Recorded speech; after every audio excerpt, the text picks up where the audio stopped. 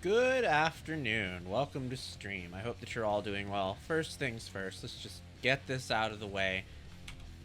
Go to that link. Go to that link and vote no to that. Twitch is doing something incredibly ridiculously just harebrained, and they have decided to use AI generation for an emote that they're forcing upon us. So please, if you're in this chat, go to that link, vote no, speak your mind if you want to. I did, kinda, sort of, but I'm so incredibly tired of seeing the word AI everywhere I look that I cannot be asked to continue every single time I am confronted with an AI situation to give a long, drawn-out response on why it's bad. So I'm just going to relegate to a very simple response every time I see it, and that is fuck you to whoever's doing it. And that is what I did. Now, you can do that too if you want to, but at the very least, go there and vote no. Because maybe they listen to these. I don't actually know if they do, because we tried to do this for the thing that they wanted to do for LGBTQ plus stuff, making all that political, and they really didn't listen to that. So I don't even know if this is going to make a difference, but hey, it's something to do, and you can say that you did it. Even if it doesn't make a difference, you at least tried. So there you go. Welcome to stream. I hope that everyone is having an amazing Saturday. I am here to continue to shove. Link isn't taking you there. Oh, maybe because it's shortened. Okay, hold on. Thank you for pointing that out. Oh, it is shortened. Wow. Blue Sky just straight up said, no, we're just going to copy that exact link. We're not going to give you the full link. We're just going to give you the shortened version and cut it off. Here you go. Thank you for that. I'll delete. I can't delete it. Somebody can delete it for me, please. Yes. Where was I? Oh, right.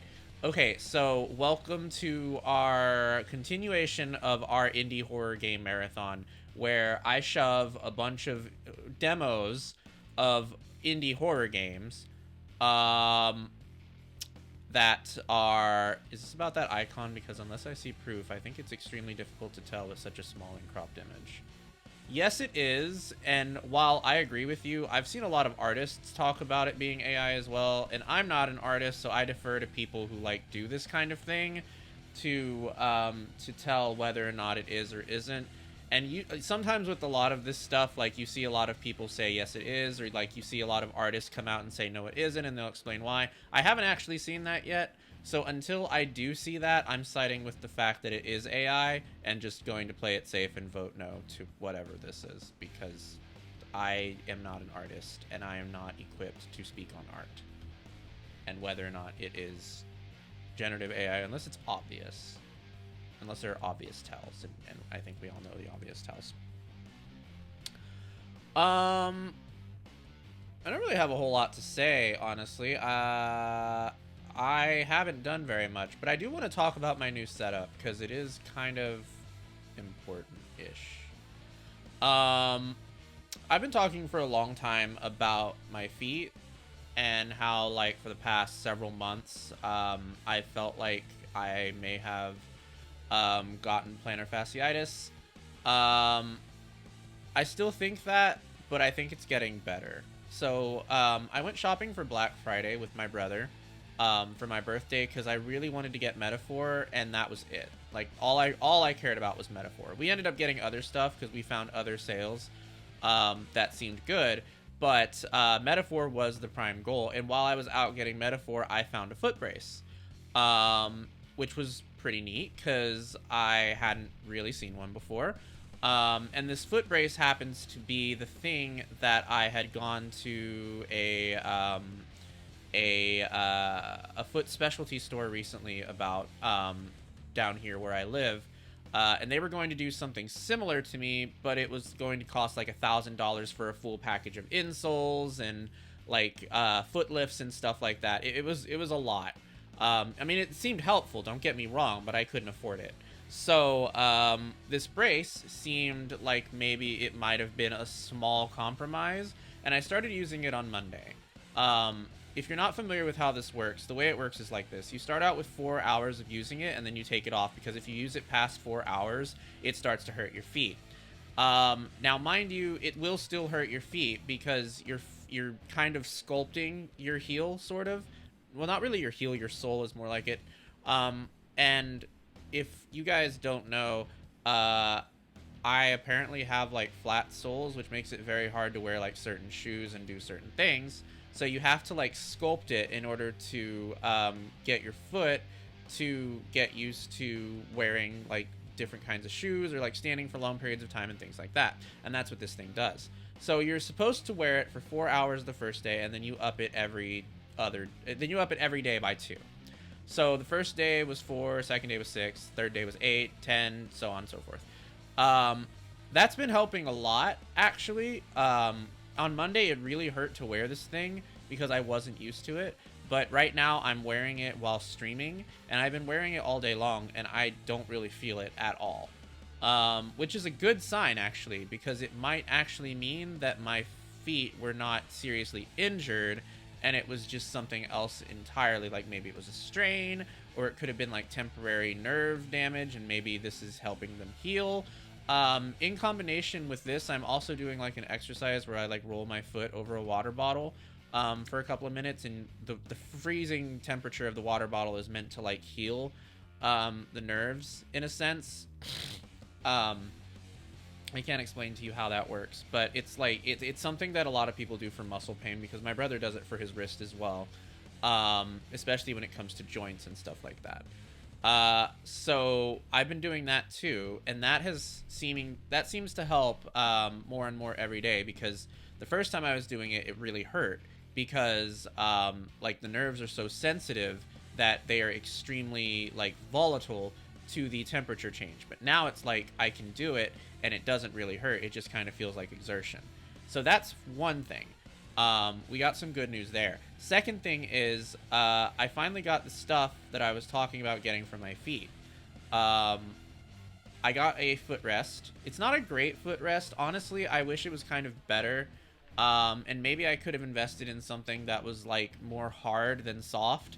But it's basically like a soft cushion that sits underneath my feet now while I'm streaming. It's not exactly the most ideal solution, because right now my knees and legs are up against my keyboard tray, which I don't think I need to tell you that for long periods of time that's probably not going to be a good thing. But it's good for short bursts of like me feeling like my feet hurt and I need to sit on something, which is pretty much what I've been using it for. And it's small, so it sits under my desk and doesn't really provide any obstructions to speak of. So that's good. Second thing is I got a bike. Not an exercise bike. I would love to have an exercise bike. I don't have the room for that. I got a mini bike. It's under my desk, and it lets me just kind of like do a little bit of exercise under my desk from time to time, which I've done some reading on, and it seems like if you do 150 minutes of under desk exercise every week, then that is pretty much the equivalent of staying healthy in terms of the requirements of exercise that you need for that sort of thing. So my goal, and I haven't started doing this yet, I did start using the exercise bike yesterday, but not on stream, is I would like to try and do the exercise thing maybe like every ad break or something, or at least a couple times a day. Probably not like while live, more like while offline, or maybe while like doing the ad breaks and stuff like that, so that I can stay up to date with that. So it's like a mini paddling thing. Yes, mini pedaling thing, but yes, yeah, yep. I think you're supposed to do up to 30 minutes of exercise with this thing per day. I don't know if that's true or not. Yesterday, I think I did 10. It is still hard because I'm not used to exercising. So, like, me doing it is a little bit difficult, and I'm probably going to have to get used to doing it. But I do think it's going to help in the long run, because not only will I think it help with my feet, but I think it'll also help with my health as well. As you all know, I don't really do any exercise now because I used to take 2 walks a day, at my old job, which were about 15 minutes each. So that was like about 30 minutes of walking a day. And I did that 5 days a week.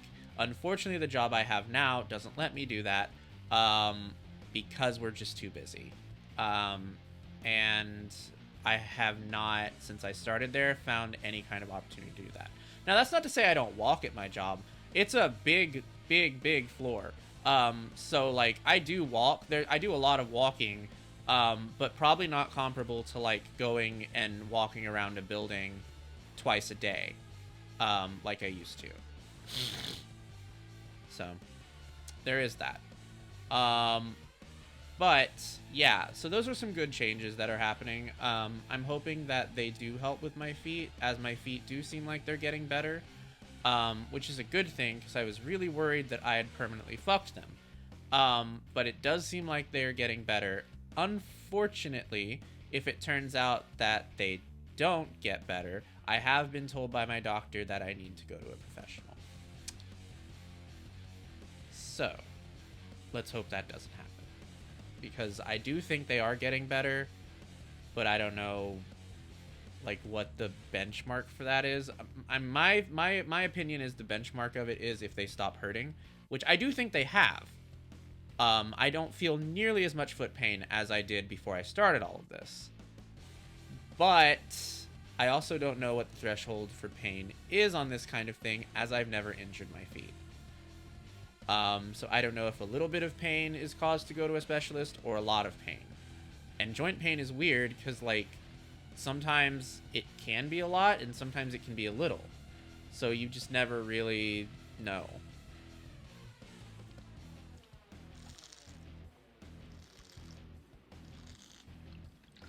"30 minutes a day just doing light pedaling sounds pretty good." Yeah, I thought so. I don't know if I'm going to be able to get there right out. Like, it might take me a while to get there, but I'm going to make steady strides towards getting there as best as I can. At the very least, the thing is right beside me, so, like, I can easily just, during an ad break, push in my keyboard tray and get to biking. So, yeah. There we go. That's the update for me. Oh, and I got nominated to my workplace's DEI board. Which is pretty cool, because, I don't know if I ever said this, but, the place that I work at now is predominantly, like, pretty much all of the employees are, like, women, and I was a diversity hire onto that team, because they had not hired a male, customer service professional before. So I was there first. And that was sort of an initiative for the DEI board. So the DEI board helped me get hired, and I am now nominated to it to help continue the process of diversity within our branch of that company. It's an application, though, so it could be denied. We'll see. We'll see what happens with it. I'm hopeful because she had a lot of really good things to say about me, so I'm really hopeful that means that I'll get it. But I don't know. There is one other candidate from another department. I don't know her. I've never met her, but she is the second candidate at our branch. And I don't know anything about her, so who knows who's gonna get it.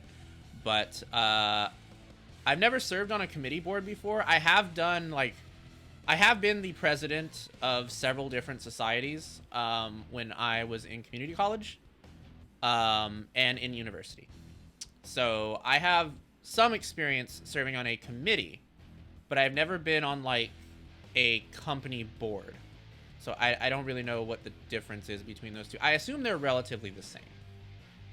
Because a lot of the responsibilities they spoke of in the application sounded like stuff I'd done in university when I was, like, the president of, like, one of the honor societies that I led, for example, which wasn't a big honor society, but it was a honor society. And, like, when I served as, I think I served as treasurer for another one. I can't remember. It's been so many years. But yeah, so that's pretty cool. Those are things that are happening.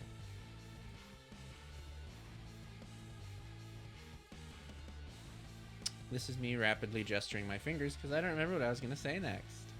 Preza Dog of Honor. Yeah. Horn Dog of Honor. Wait. Maybe not that one. No, that's accurate. Yeah. Anyway, let's play some horror games. Okay, so if you don't know how this works, I will run through it briefly.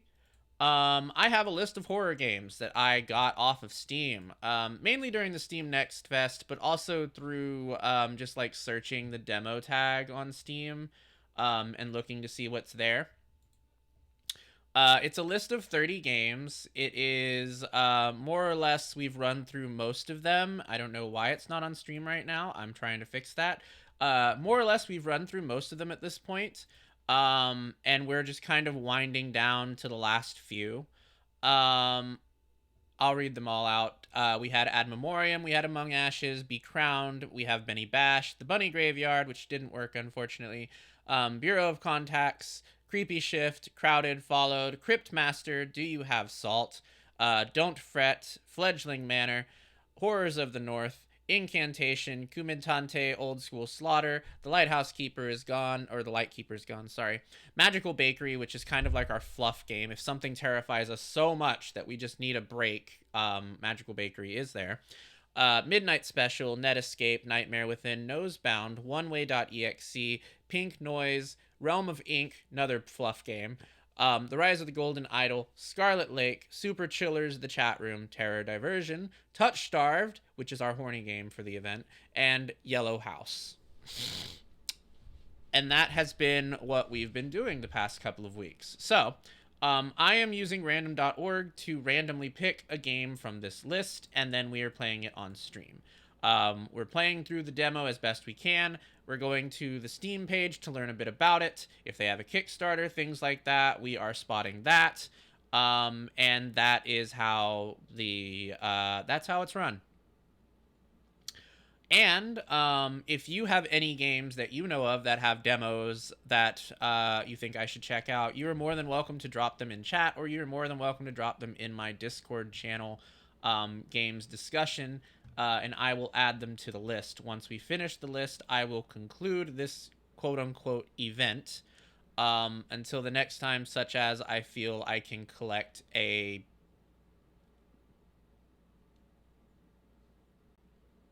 pile of games.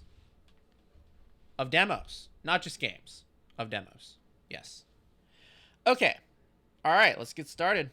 Yep, that's not good. That's not what I wanted to see. Okay, cool, it's fixed. Alright. 1 through 30. Here we go.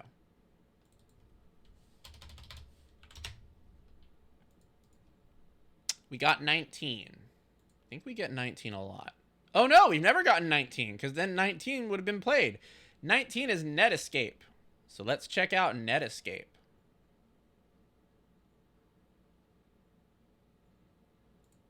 Alright.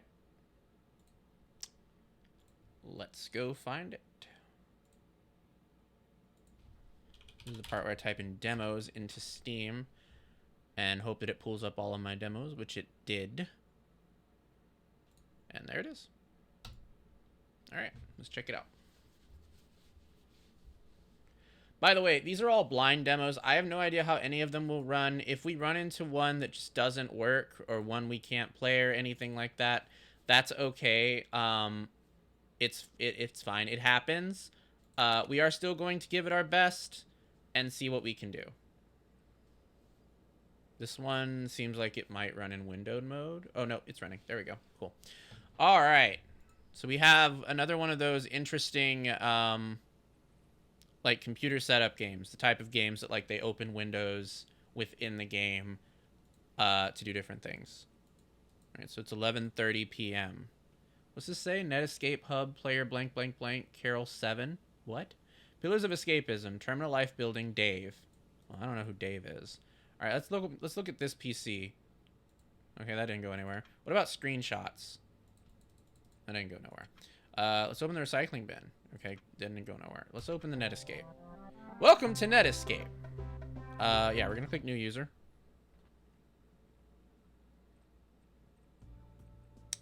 Welcome to Netscape. Thank you. That didn't seem to do anything. Oh, we can move. Welcome to Netscape, your virtual escape from the real world. I'm Spoodle, your friendly guide on the web. Would you like a guide on how to play Netscape? Sure. Capture those memories. Press the screenshot button to save screenshots of your adventure. What is that? Oh, is that this button? Okay, well, I saved that screenshot. You can check out any screenshots you take in the screenshots folder on your desktop.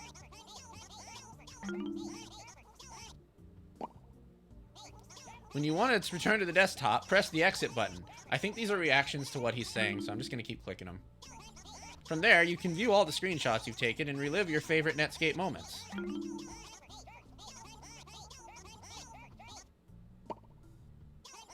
Alright, have fun. I've been around to give you helpful tips as you explore our thriving and vibrant online community. Spoodle is cute, but he has Animal Crossing ideas, and that's something else. That's something weird. This reminds me vaguely of Hypnospace Outlaw. It does, and Hypnospace Outlaw and its sequel are two games I have never played before, but Mel and her roommate Nana have played them. I think I watched a bit of Mel play Hypnospace Outlaw.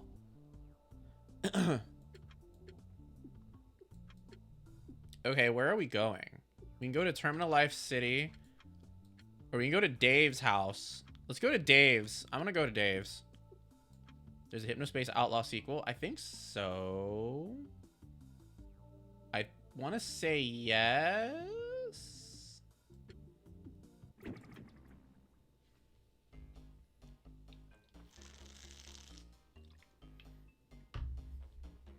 Who's this little guy? How do I talk to him?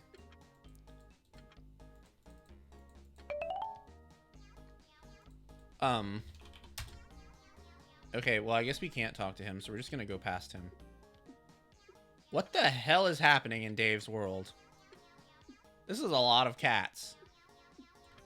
I hope they're ethically sourced cats.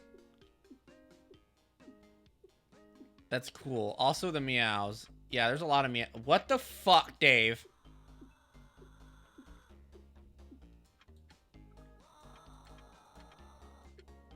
What? What am I looking at? Is this Dave?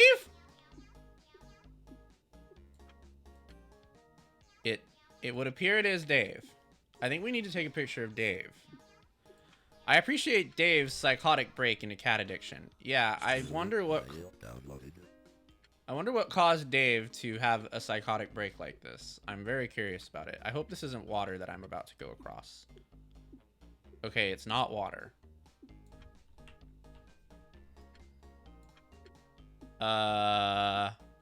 This has been something.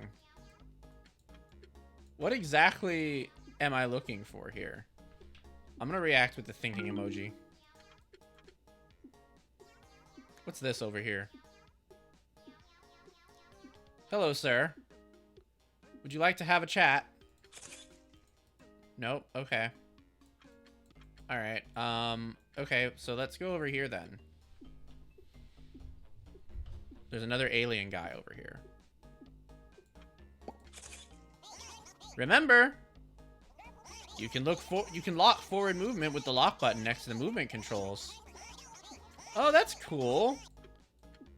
Probably owning a cat. It's understandable. This is perfectly healthy. Oh yeah, 100%. Who's this guy? Tapeworm?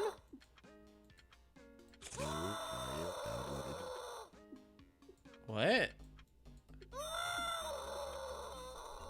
What?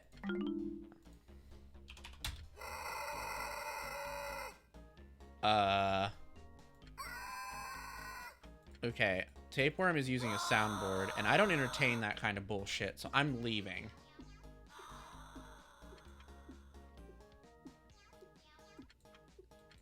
Alright, let's go into that portal. This was something. I don't know if I would call it good. It's definitely something. Wait, there's another guy.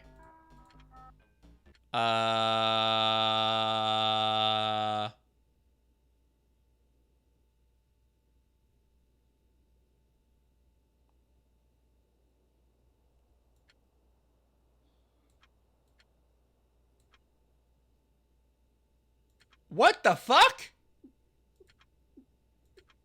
Bro? What?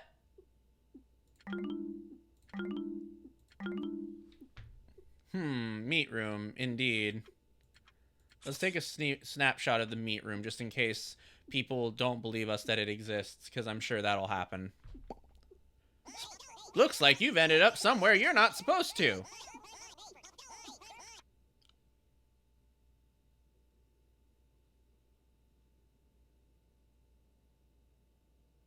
I think Spooter's hiding secrets.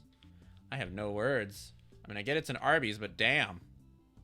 I think Spooter is hiding secrets from us.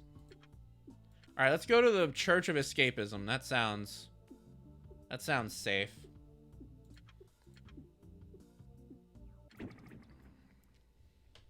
My Church of Escapism is bondage, but, you know, everyone has their own. Everyone has their own thing. This doesn't look like a church. Doesn't look like much of anything. What is this?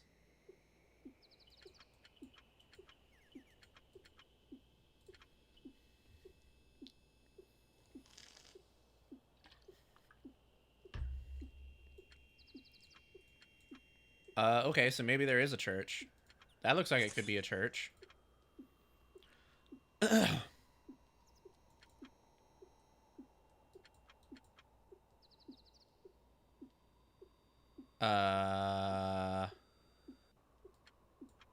I don't think I like the look of this church. It's vaguely cult reminiscent. Thank you for lurking, Shikyo. Are these collectible? Or are these actual graves? They are not collectible. Why is this guy just ascending repeatedly? Okay. Well, that's something. I think we should take a photograph of the guy ascending repeatedly. Okay. Yeah, we needed to take 3 photos of that. It was important.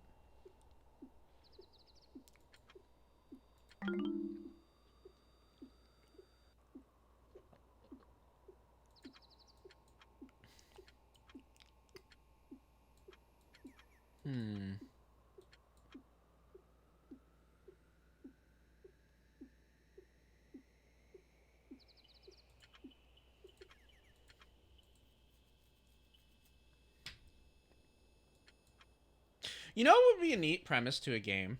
You know how YouTubers do like those video essays where they like go into like online games and stuff like that to find out info?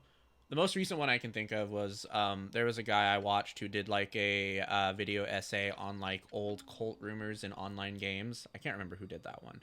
But that would make an interesting premise for a video game. Like an old retro online game like this, and you're playing as like an investigator trying to figure out like what is happening in the game, and it gets all fucked up and shit. Why is this guy crying?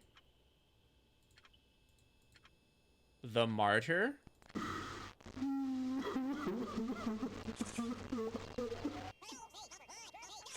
Did you hear that? Yes, I did.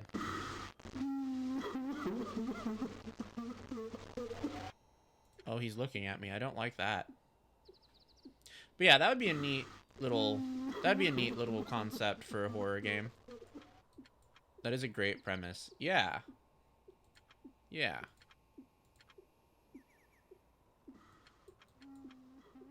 It's like, Isis did the report on, the Dress for Success. No, Dress to Impress. I Dress for Success. I don't know what that is. Dress to Impress, like murder cult thing. That's kind of the vibe that I'm thinking of. Is that kind of like really creepy, like, retro type of thing. Not that Dress to Impress is retro, it's Roblox, which is current gen, but you know. What is this? This looks like Jello. I would totally play / write it. Same. Wait, why are we... Is there another screenshot thing? What are these icons? I'm taking... Oh. Wait, what? Did that say video file downloaded? Wait. What the hell is this? There was an accident yesterday. Our workers are used to the scent of burning hair, burning flesh when unnoticed until it was too late. I couldn't have known the procedure went too far, and there is little assurance in knowing that now. We've been analyzing some graphical anomalies that cropped up on Netscape afterward. Despite our blind faith, there is no concrete evidence of a substantial upload onto our servers. I like to think they're in there somewhere for my sake. The frustrations of this project have led me to wire the subjects in more abrasively, making incisions in the wrists and neck to directly connect their nervous systems. We are not doctors, but we are as prepared as anyone to consider the body purely incompatible technology. As they carted the charred corpse away, I was beside myself in the new kind of fear it imposed. But I could not stop thinking, had my hesitance caused this? Regrettably, the lessening time and building pressure of our project has caused me to adapt. I now feel distant from my loyal patients. Inside them, I only see a sort of circuitry, stable, self-contained, but faulty in my ignorant hands. Drastic measures must be taken, and its issues beyond my control escalate. Daisy's condition worsens by the day. During my visits, I wander around Saint Germain to observe the operations. Her physical body is deteriorating, obsolete, and our team alone holds the gateway to a greater plane of existence. I've been going about this all wrong. I can no longer consider the body as sacred. In order to contain consciousness, the body must be bypassed at all costs. Even if it is defiled by my technology, reassembling into one advanced being. In order to make true progress, we need to soldier forward, no matter what. I can save her, and she will be better than we have ever believed was possible. Oh, that sounds not good. I can see it, especially in a 90s, early 2000s aesthetics. Exactly. What is this? What?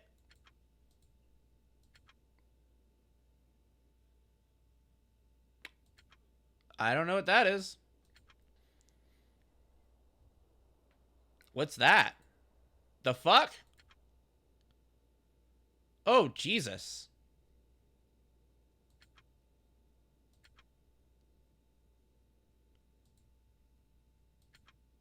Netscape's potential is limitless. The internet's ethereal connectivity, unifying its boundless knowledge within a tangible yet virtual space. Imagine then if we could physically inhabit that space. No keyboard or screen, like you were truly there, to upload oneself and become part of a new living, breathing world. Understandably, I've kept these intentions to myself, away from the public, this immersive play, as I put it. It is a world we know little about, but can be explored if we're willing. No one can be ready for that, so we must reveal this unfathomable potential first. They will thank us for that.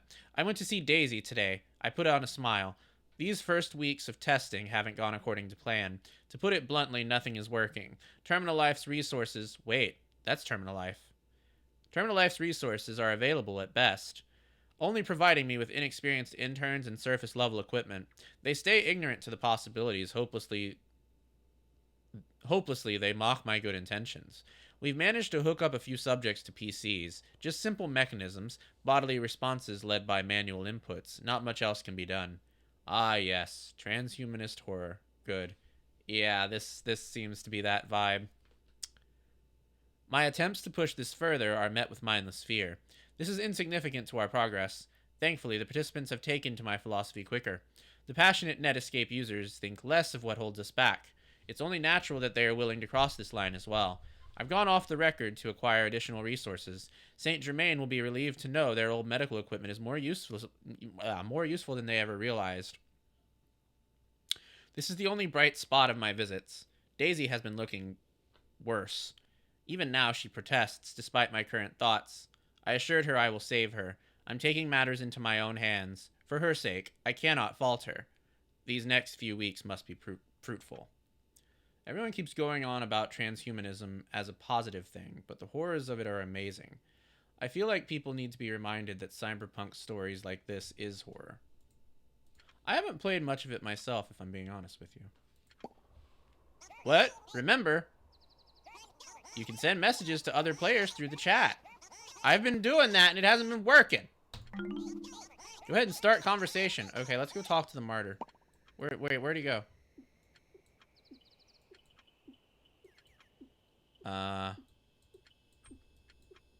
Where did he go?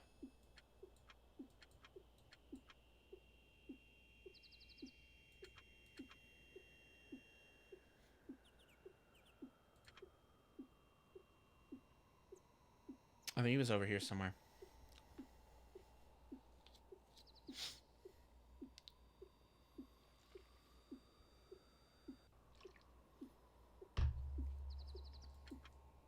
Yeah, there he is.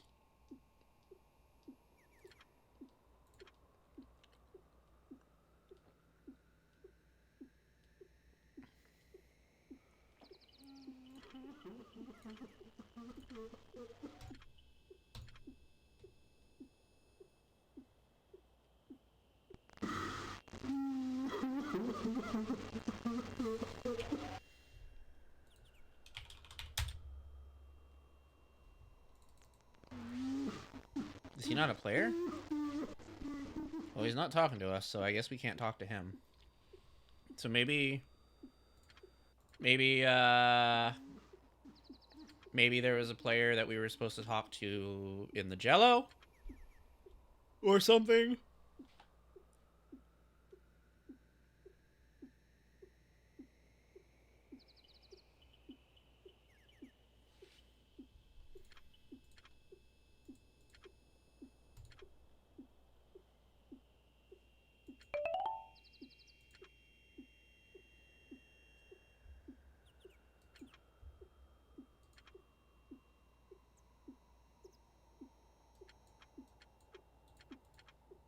Alright, let's go to the Jello.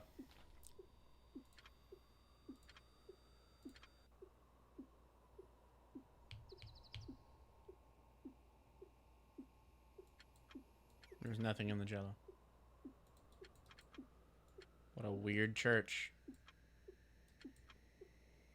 Alright, I think I'm ready to leave now. This is not fruitful. Not to say I don't appreciate the Jello, because the Jello certainly could be fruit flavored. But otherwise, I don't think we're accomplishing anything here.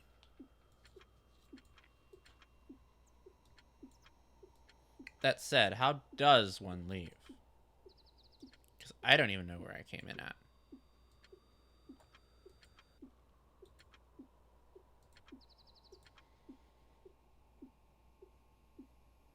That's the martyr again.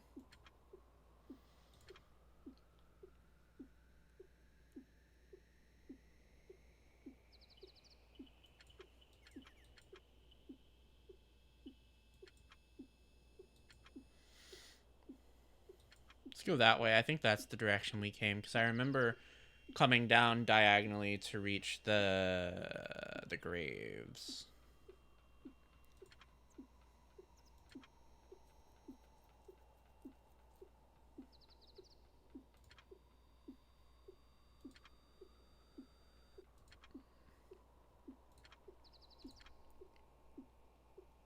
There it is.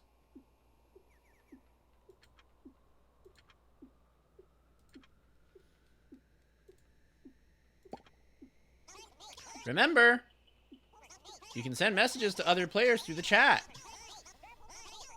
Who is he wanting to talk? Who is he wanting us to talk to? This guy? Is this a player? I don't think this guy's a player, and even if he was, he doesn't want to talk to me. Okay, bye.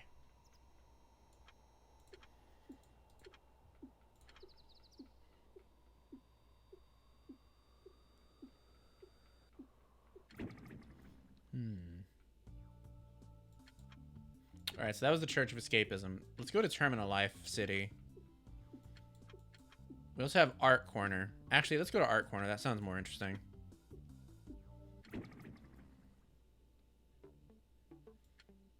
Well, I was right. This is definitely more interesting.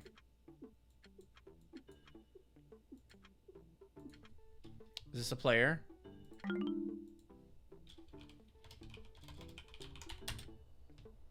They're holding an arrow, and they're pointing at that wall. But nothing's happening. So I think it was just... I think it might just be flavor.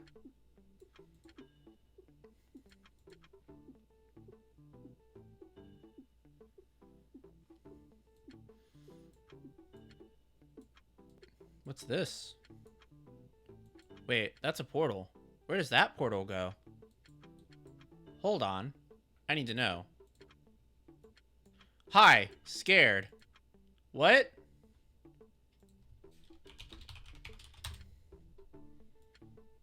Hurting?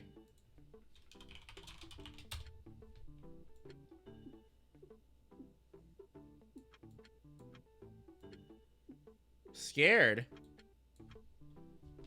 Oh, that's a player.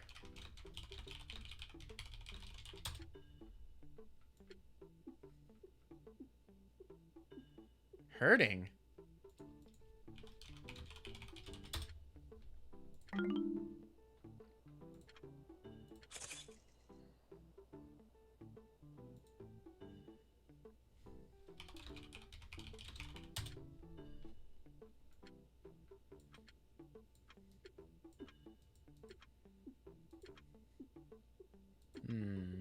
Interesting.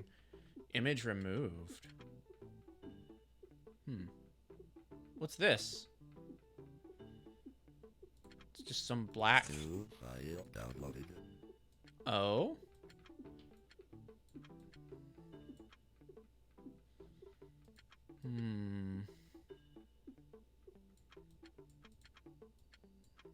I like games like this, where there's like little secrets in it. Or like it tries to be something and it's something completely different.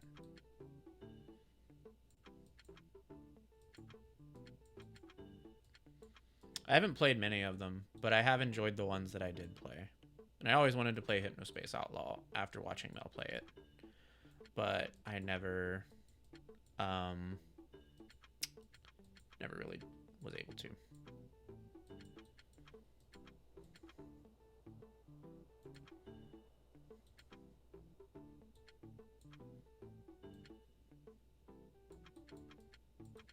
So this seems to be the art corner.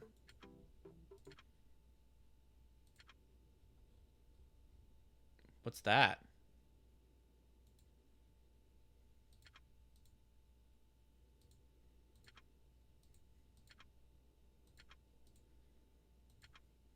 What the fuck?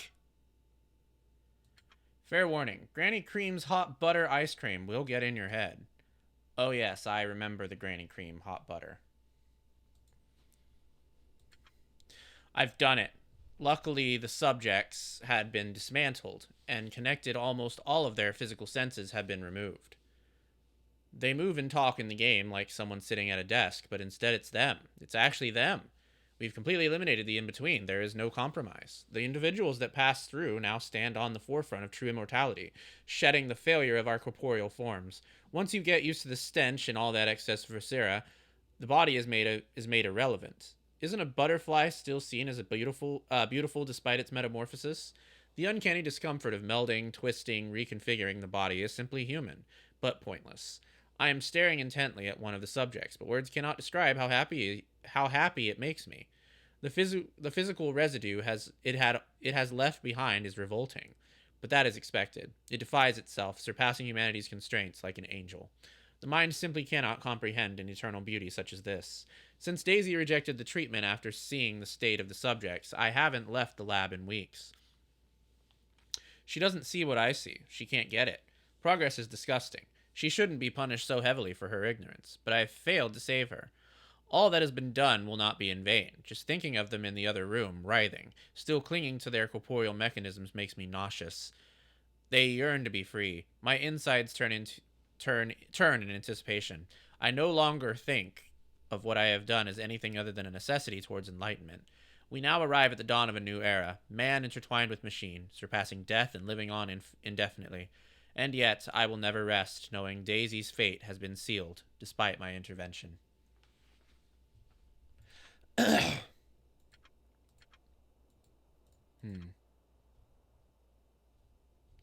lot of stuff. A lot of stuff. All right. What?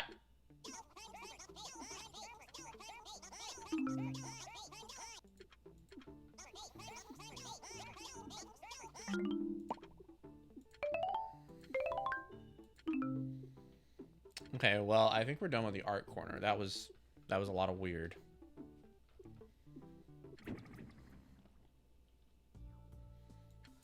Okay, so god damn it, I didn't mean to do all that. Next, we should go to Terminal Life City, I think.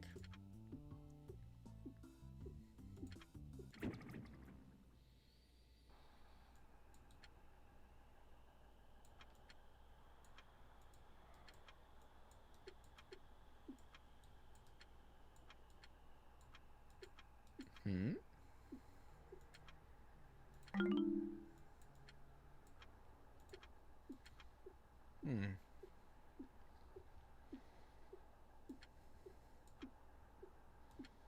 Well, this place is weird.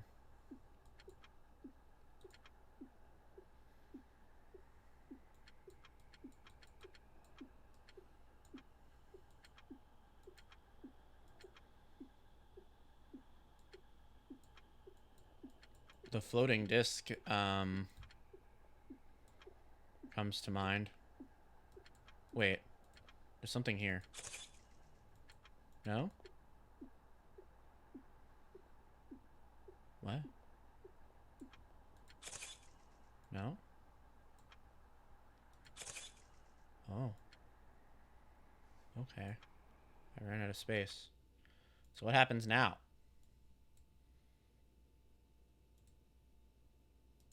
Can I delete it?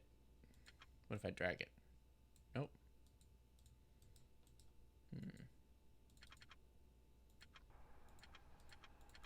Damn.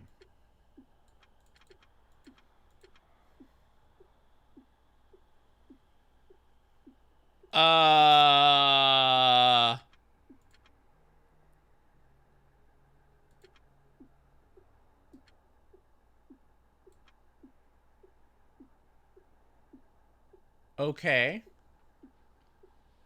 Interesting. I wonder if I can go inside this building. My answer is no. Can I go inside this tunnel?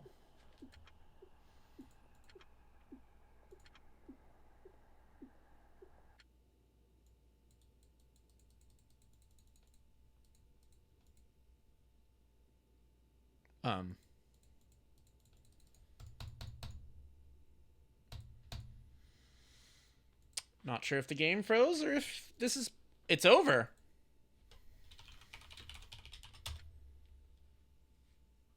I couldn't save them.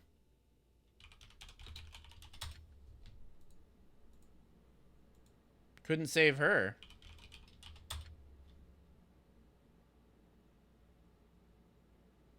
Just hurts.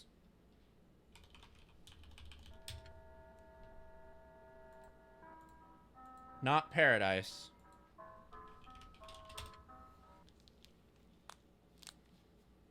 It hurts.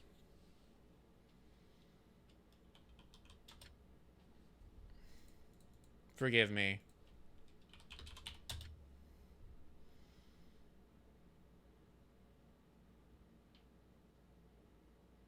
What?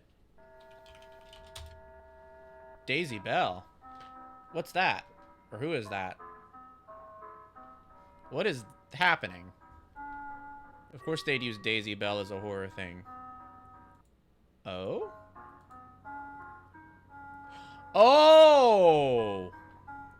That... Oh, I wondered why it was familiar.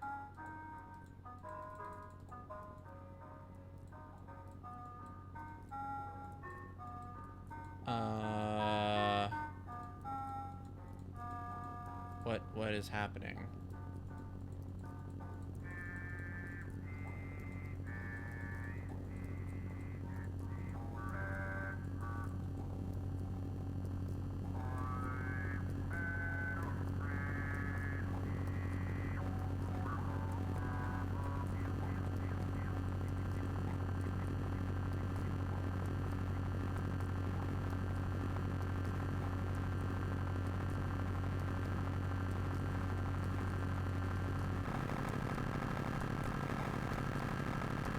What is about to happen to this computer? Is it going to explode?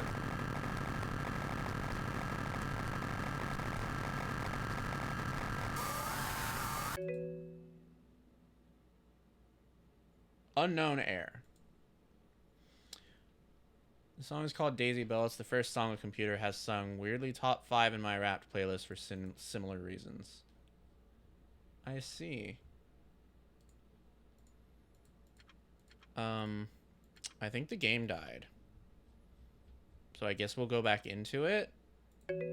Unknown Air. Unknown Air. Okay. It's now 12 o'clock.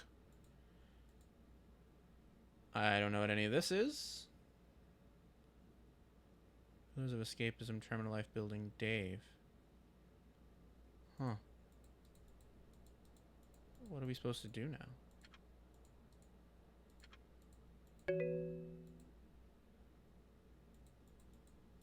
What do we do?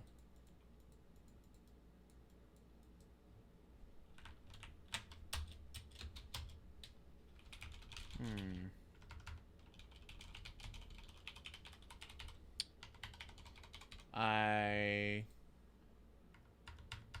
don't know.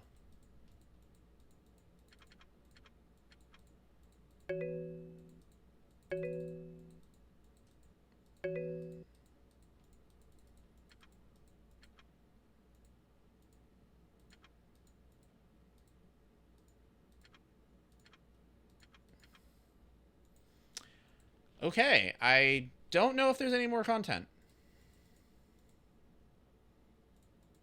Because if there is, I don't know how to find it.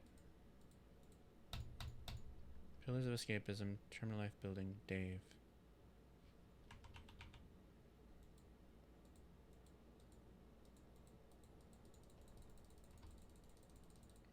Yeah, I don't know.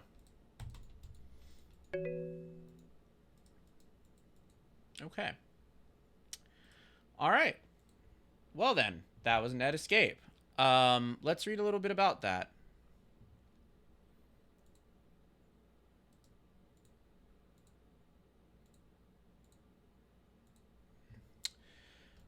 Once a thriving 90s MMO, Netscape now stands as a time capsule, housing a dark secret beneath its bright, colorful surface. With the server shutdown looming at midnight, explore, gather clues, and uncover the mystery hidden in Netscape before the game and its secrets are lost forever. Oh, so that's why the game stopped working. You are a gaming journalist tasked with exploring and documenting the remnants of a nearly abandoned 90s MMO named Netscape.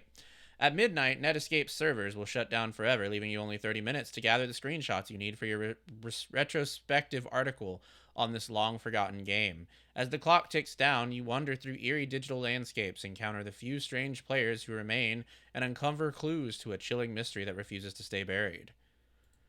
Uncover forgotten worlds, step into a variety of colorful worlds, and experience the liminal atmosphere of once thriving online spaces now left abandoned. Secrets beneath the surface, capture screenshots, gather clues, and piece together the mystery buried for decades under the bright and colorful visage of Netscape. A community vanished. Encounter the strange remnants of a once thriving online world as the few remaining players left in its final moments. However, some of these remnants may find you instead. The unknown awaits. As time slips away, forgotten secrets emerge from the shadows. Will you uncover the truth before Netscape fades forever? I think what's supposed to happen is I think you're supposed to play it, get through those 30 minutes, and then restart it again. I like this concept. I like it a lot.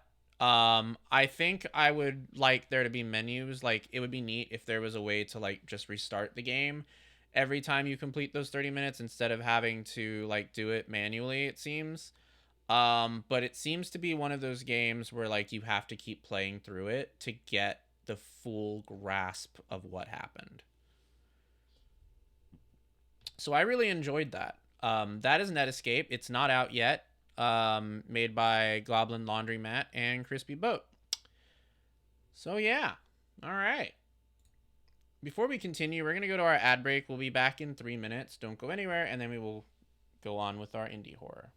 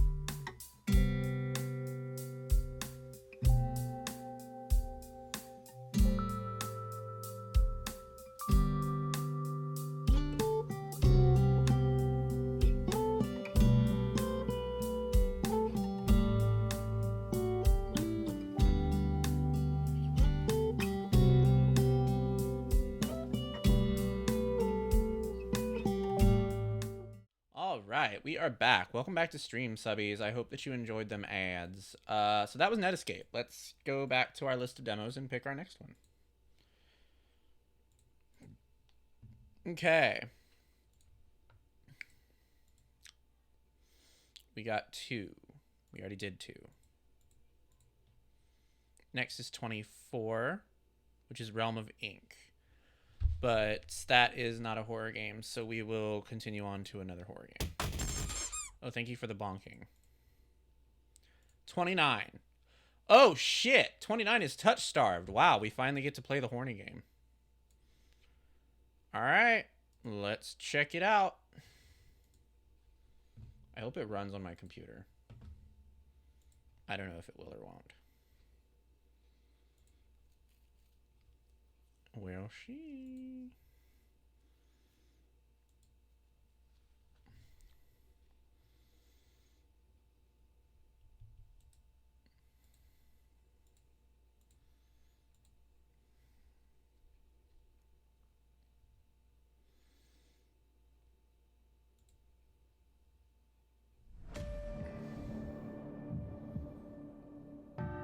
Oh my. Damn. The art is really good in this game. I forgot how good the art style looks.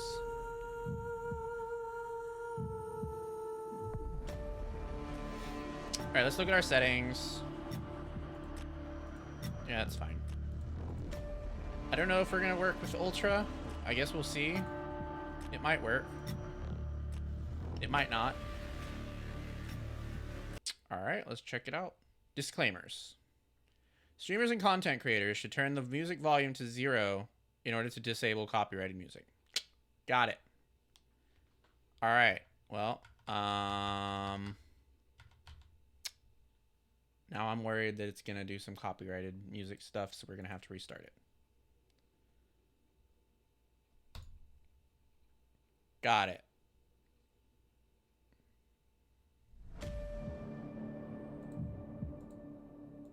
That sucks. So I guess we can't play it with music on? Alright, well, there it goes. Goodbye, music. Disclaimers. Streamers... Yeah. This is a demo of the TouchStarved prologue and not the finished product. Thank you. 2023 Red Spring Studio. Content warning. TouchStarved is intended for an older audience. It contains mature content that includes but is not limited to horror, graphic violence, strong language, alcohol and drug references, injury, and dismemberment. Player discretion is advised. If you accept the content warning, please click to proceed. Tutorial. In TouchStarved, your choices matter. The decisions you make may result in unique dialogue, interactions, or even choices in red text which contain exclusive content. Try playing through the demo more than once and choosing different options. You may even uncover a secret ending. And remember, there are no wrong choices, only interesting ones. Choose wisely and save often. It's probably their cover of Every Time We Touch by Cascada. Oh, okay. Yeah. That makes sense. That's probably the opening, I bet. Maybe after the opening, it's okay to turn on the music then. Controls. Left click, progress text and dialogue. Mouse wheel up, rewind text and dialogue. Mouse wheel down, progress text and dialogue. Spacebar hides the UI. Choose your name. We're just going to put in Domi. Choose your pronouns. We'll go with he, him. This world began to unravel long before you were born. It began with fogfall. Spectral mist bled from the seams where reality wore so thin it split. And from that fog emerged monsters, inhuman beings with unnatural powers. Some possessed language and intellect, others were mindless beasts driven by little more than the desire to slaughter. As cities fell and unrest spread, humans united in their fear while monsters thrived in the chaos. And then there's you. You're not even sure if you're human. You're born cursed, with hands that alter the minds of anyone you touch. Choose your backstory. Ooh. Okay. Alright, so we got some backstories here. It looks like we can choose between the Unnamed, which is a fallen oracle, the Hound, a forsaken thief, and the Alchemist, which is an abandoned mage. Let's check the Unnamed. You were raised as an oracle in a remote temple. The priests claimed that your touch bestowed enlightenment, but a visiting mage revealed your curse for what it is. Following the mage's word, you fled in search of the cenobium. You regularly experience unnatural premonitions that rattle your body and soul. An innate sixth sense gives you a heightened sense of awareness of hidden supernatural presences around you. Here's the Hound. You were raised by society's outcasts, criminals who accepted you when nobody else would. Your partner in crime, a friend since childhood, helped you steal enough money for a cure, then betrayed you. They left you with only enough coin to travel to the Cenobium, your last hope. You have sharply honed social intuition. You can survive and even thrive in the violent underbelly of any city, using your experience with the underworld to get ahead. And the Alchemist. An exiled Cenobian mage took you in as a child, raising you as their apprentice. She seemed to take pity on your curse, but you discovered that she was cultivating you as a test subject. You fled to the Cenobium seeking a cure. You are an experienced spellcaster with encyclopedic knowledge of alchemy, spellcraft, and history. With little observation, you can identify the subtle effects of magic. None of these are particularly Dom related. So I guess we'll choose the Hound. Your name is Domi. You selected he, him pronouns. Your backstory is the Hound. Is this correct? Yes.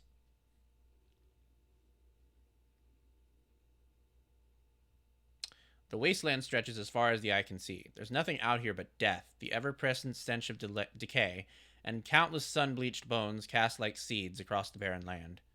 Okay, I'm turning on the sound. Or I'm turning on the music. This is kind of disorienting. We'll just deal with it if it comes up. I couldn't say death doesn't scare me, but to tell the truth, I'm desperate. It's been 2 weeks since I joined a caravan bound across the wastes. Finding a group that would accept me is a trial in itself. As rations grew sparse and my canteen grew dry, I began to despair, but then I saw it. Whoa, pretty. Iridia, the city of knowledge. One of the last bastions of humanity left in the world and home to the famous academy called the Cenobium. All the world's knowledge gathered in one place. If there's anywhere I'll find a cure for my curse, it's there.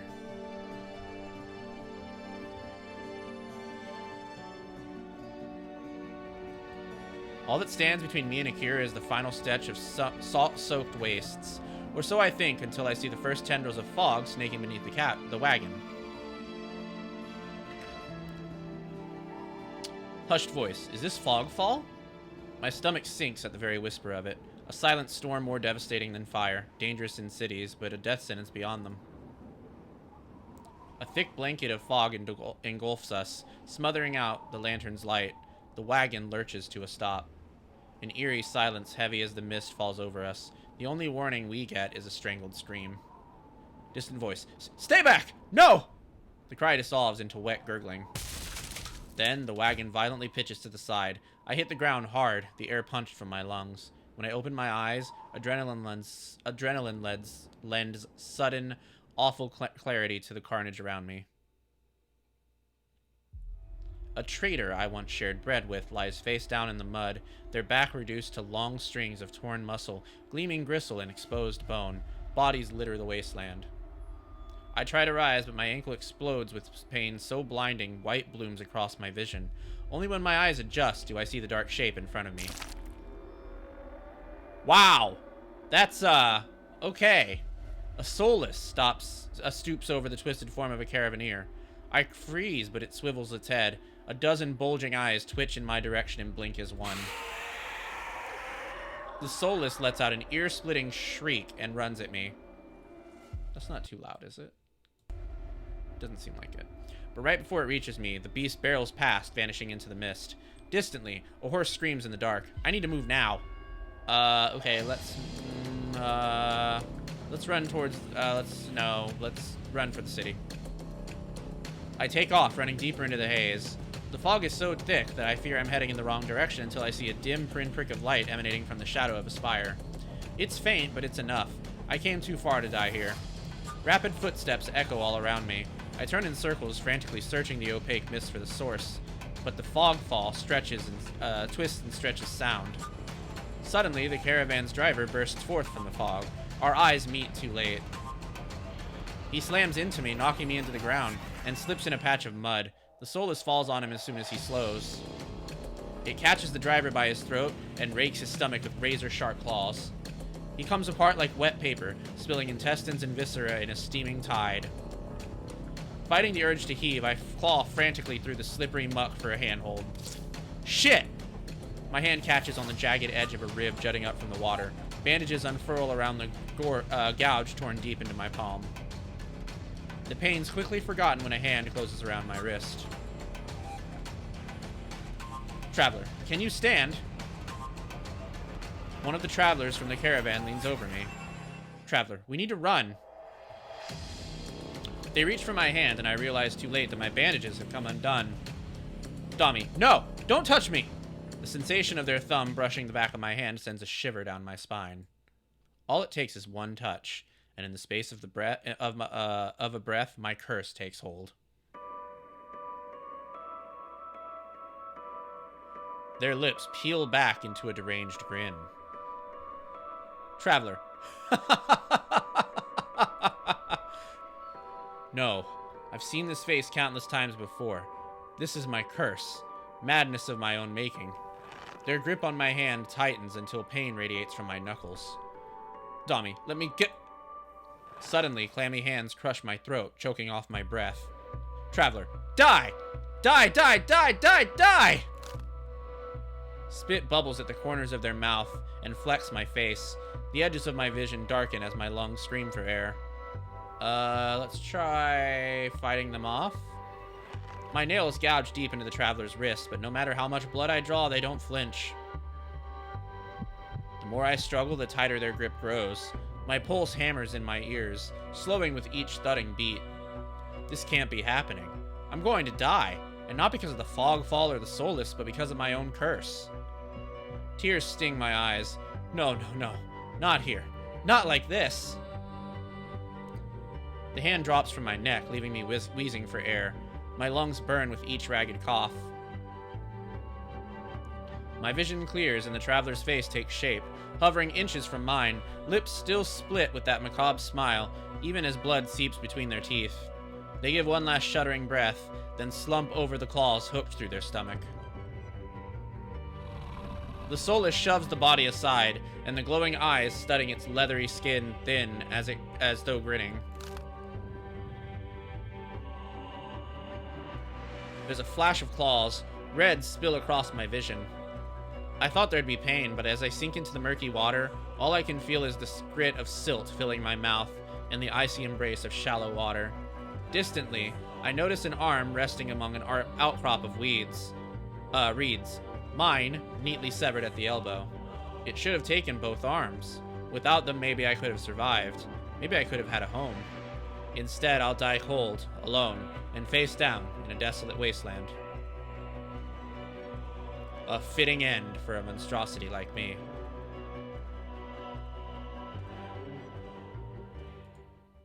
If this is death, it's not as bad as I feared. The cold is gone, as is the choking stench of bog water. I could drift forever, cocooned in oblivion, until all thought and sensation vanished. No curse, nobody howling at me in madness and terror, nothing at all. The thought had a terrible appeal to it. But the next moment, I take a reflexive breath. Air pours into my lungs, then out again in a ragged gasp. Domi. Feeling comes flooding back. Warm cloth on my bare skin. A firm surface underneath me. A strange tang of sulfur in the air. Do not be afraid. Oh shit. I twist my head toward the voice. Tears flood my bleary vision at the bright glow of the lamplight. Try not to move. The voice is calm, steady, and commanding. But more importantly, it's a stranger's voice. One thought cuts through my mental fog. I have no idea who this is, and I'm completely at their mercy. Domi, stay away from me! My words come out in little more than a creaky whisper. I clamp my mouth shut, hating how weak and helpless I sound. No. No? Who the hell is this? I guess we'll lie back down. I let myself slump back against the thin pillow, wincing when the motion jolts my head. Ah, a cooperative patient. Thank you. The words swim in one ear and out the other without much comprehension. I pull the sheet up higher, wiping my eyes until my vision clears. The stranger towers over my prone form. Warm light reflects off his pristine medical coat. I instinctively shrink back, and and that's when I notice that I'm completely naked, except for a thin linen sheet. Naked, lying on a low cot, with a pair of sharp golden eyes watching my every move.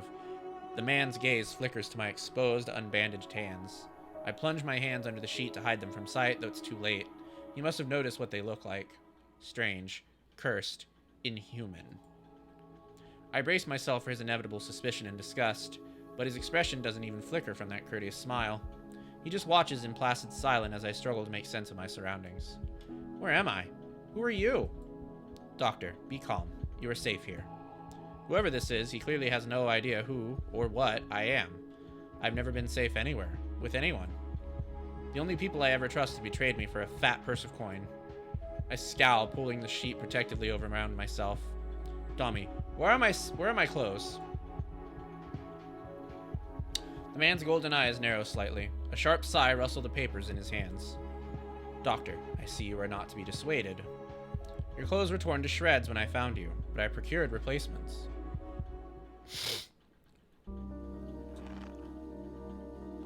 With a soft creak, he stands from his chair, giving me a better view of my surroundings.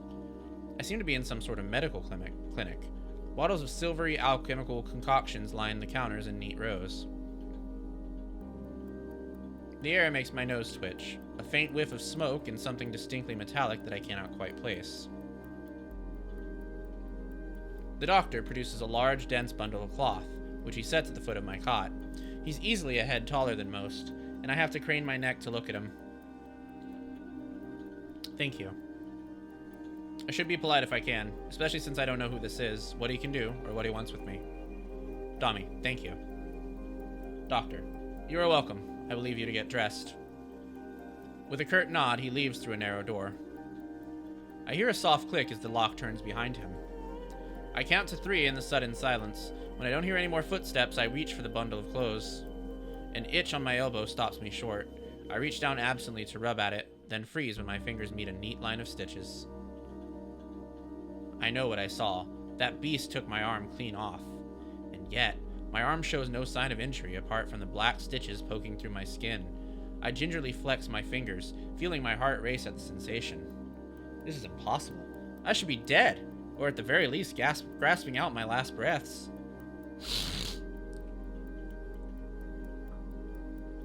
I squeeze my eyes shut, waiting for a pleasant dream to unravel, to wake up bleeding out of the swamp. But nothing happens. The seconds tick by and my arm remains resolutely healed, my surroundings pristine and quiet. In numb disbelief, I reach for the replacement clothes and begin stiffly pulling them on. They're thicker and warmer than mine were, with a black woolen cloak to go with them, but there's one thing still missing, my bandages.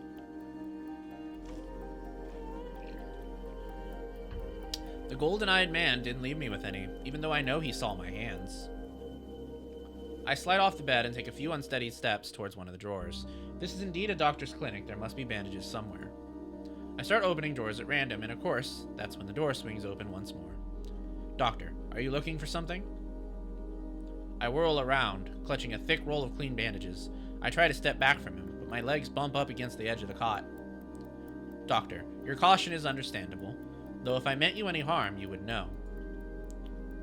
That doesn't make me feel better in the slightest, but he makes no move toward me, so I quickly wind the bandages around my hands. The glowing scars and mottled skin disappear under a layer of clean white cotton.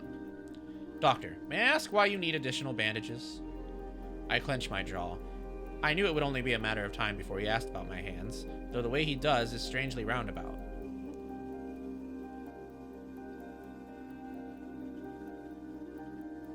Let's choose to say nothing.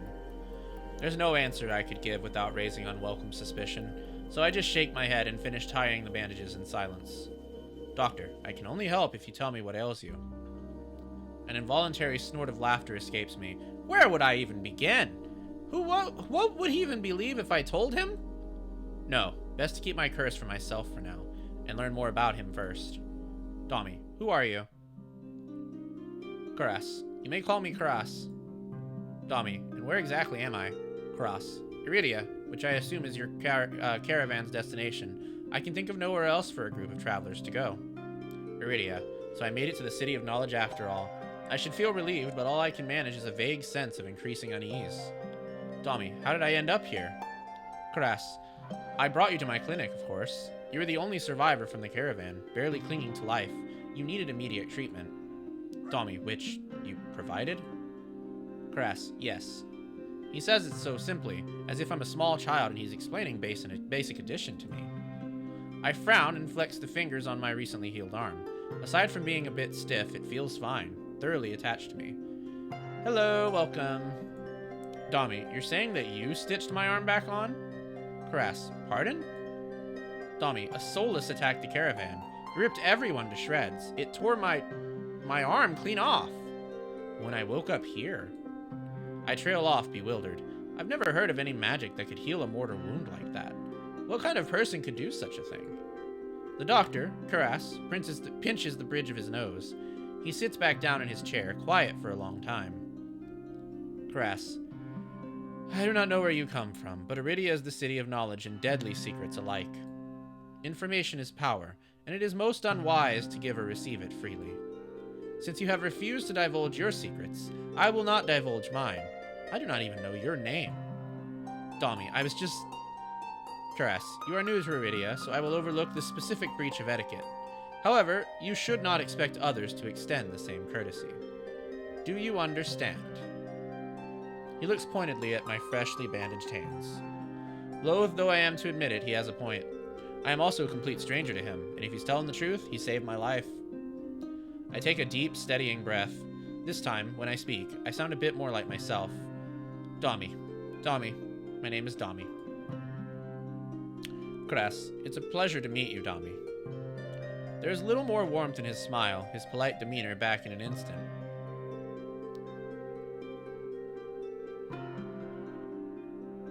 Thank you for saving me. Domi, thank you for saving my life. I change a smile in return. Even if he won't explain how he did the impossible, there's no doubt in my mind that I'd be dead if not for Crass. Crass, think of nothing of it. I'm not sure if he's just being excessively courteous, but his words only raise more urgent questions.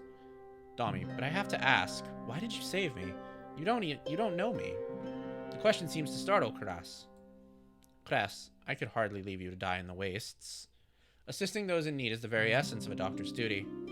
I've never met a doctor who also handed out free clothes. My fingers find the edge of the cloak. There's a subtle but delicately embroidered pattern around the hem. I try not to think about what kind of price Crass might ask for such well-made clothes. Crass, no, I suppose not. Forgive my presumption. I don't rarely come across so fascinating a patient. I blink. What did he just say?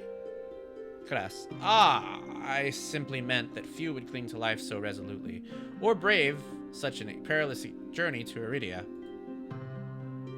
I could not help being curious about you, Domi. His voice dips to a soft murmur, and he abruptly looks away from me. You're pretty curious yourself. Crass, am I? Domi, well, I haven't forgotten about my arm. I wiggle my intact fingers at him. Crass, clearly not. Domi, but you haven't asked me for any payment either. Crass, I require none from you. Travelers do not have an abundance of coin, and it would be unethical to leave you destitute in a strange place. I fall silent, unsure what to say to that. No one would help a horror like me for free. There has to be some kind of catch or trick, right? A loud knock at the front door stops our conversation cold, and spares me from having to say anything else.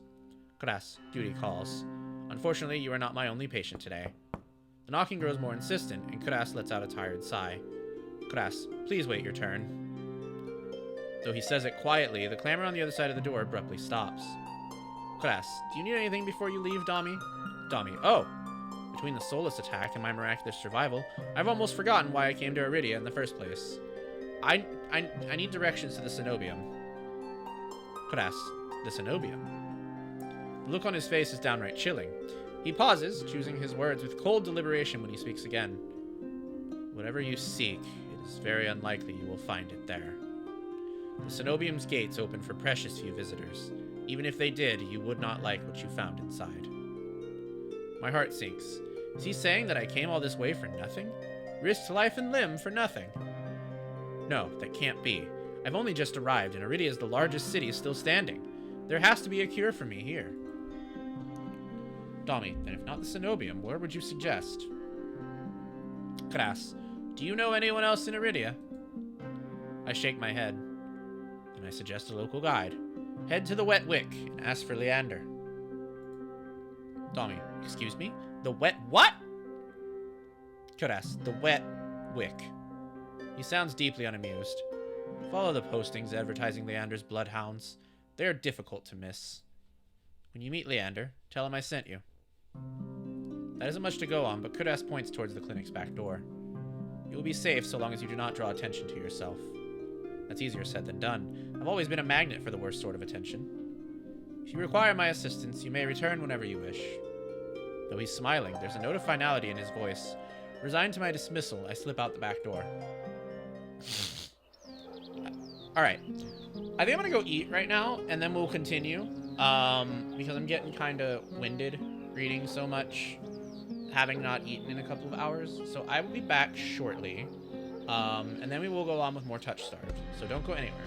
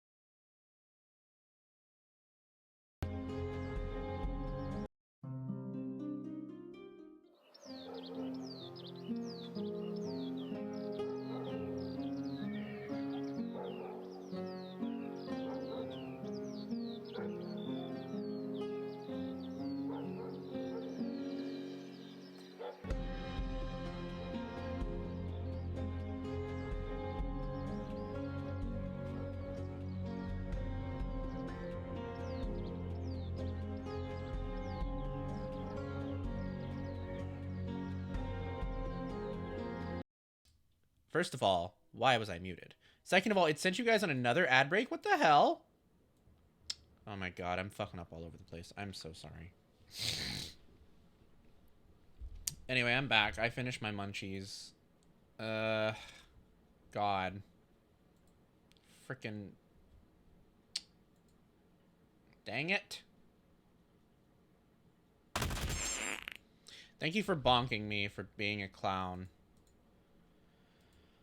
Oh boy. We'll finish. We'll wait for the ad to finish.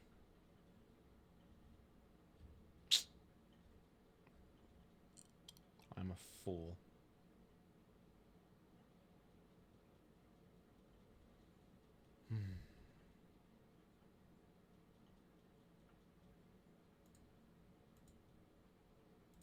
I am a fool.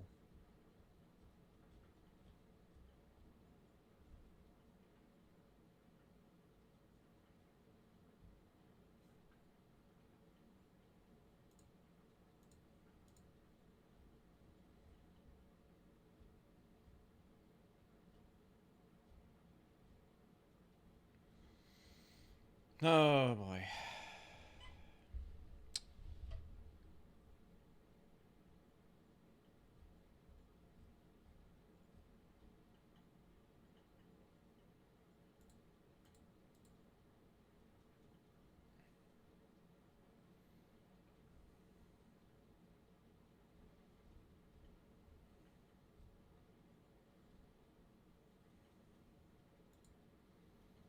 $30 seconds and we'll continue. I'm so sorry.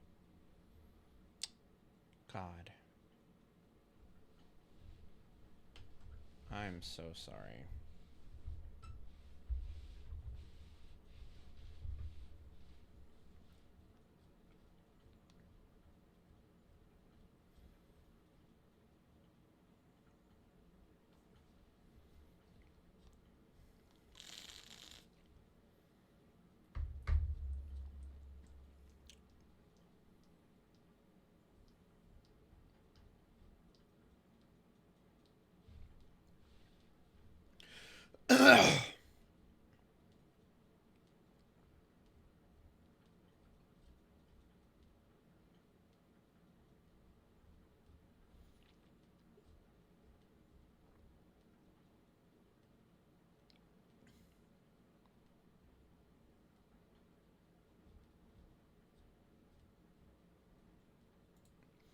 Alright, welcome back to stream. I am so sorry. I accidentally pushed the button that causes the ads to start again, so it did 2 ads instead of 1.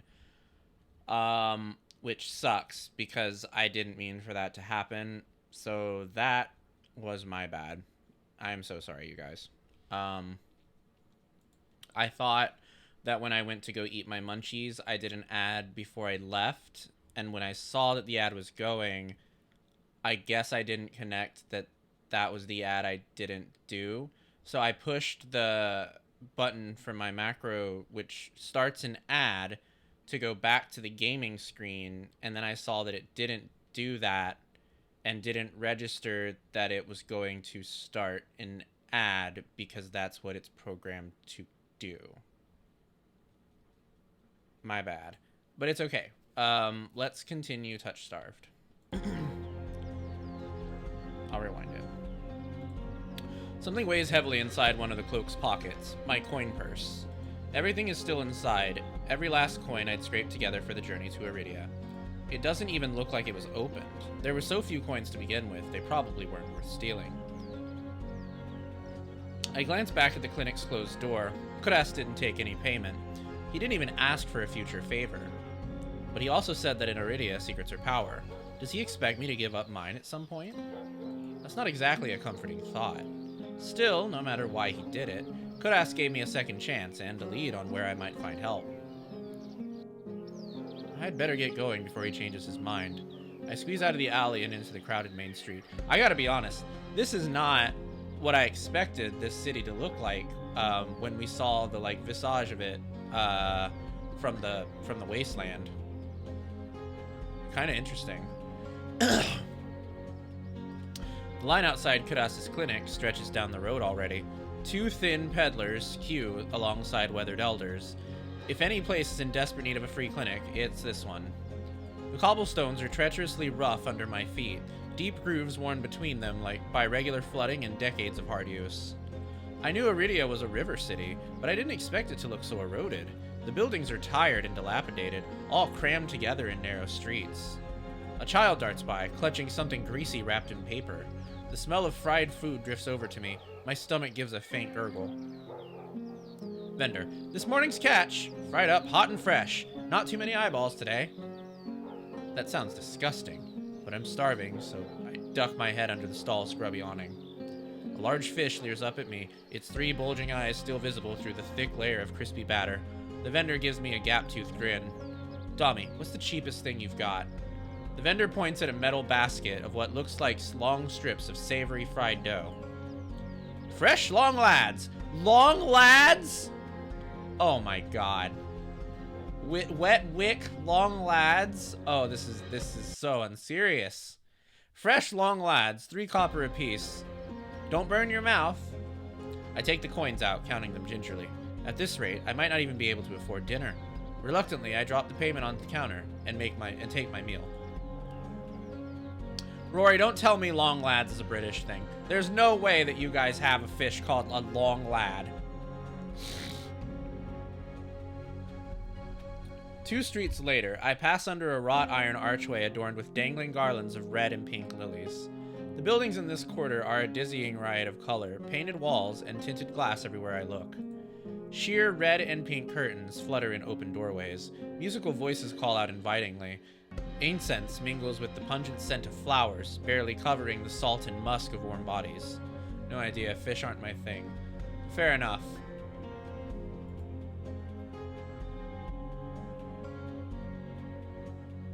This must be Iridia's entertainment district. I'm polishing off my food and dusting the crumbs off from my hands when I spot a poster. It features the silhouette of a smiling man wearing a single dagger-like earring, and the word Bloodhounds printed above his head. A motto, as above, so below, circles the artwork. If Leander is the leader of the Bloodhounds, then the face printed on the poster is likely his. I follow the line of identical posters around a corner, and nearly hit my head on a precariously dangling wooden sign. Looking up, faded orange letters read, The Wet Wick. The facade of the building looks like it's seen better days. Oh god. Ugh. That's the second time this has happened in the past 2 days. I don't know what that is. I googled it and it gave me results for long hairstyles for me, so I really don't know. But I guess I'm a long lad? Interesting. The facade of the building looks like it's seen better days, but I hear faint music and laughter coming from inside. The inside of the bar is a far cry from the abandoned exterior. It's not even midday, yet most of the tables still in booths are occupied by a loose assembly of people in matching green cloaks. There's a lot you can tell about a city from its dives. This one seems ordinary enough, if the uniforms are unusual. A cursory glance doesn't turn up anyone with a dagger-shaped earring. I'm about to head towards the counter when a chant rises from the center of the room. Cloaked patrons, show! Show! Show! The remaining green cloaks abandon the bar and their booths to rush towards the center of the room in a sudden torrent. There is no time to move out of the way.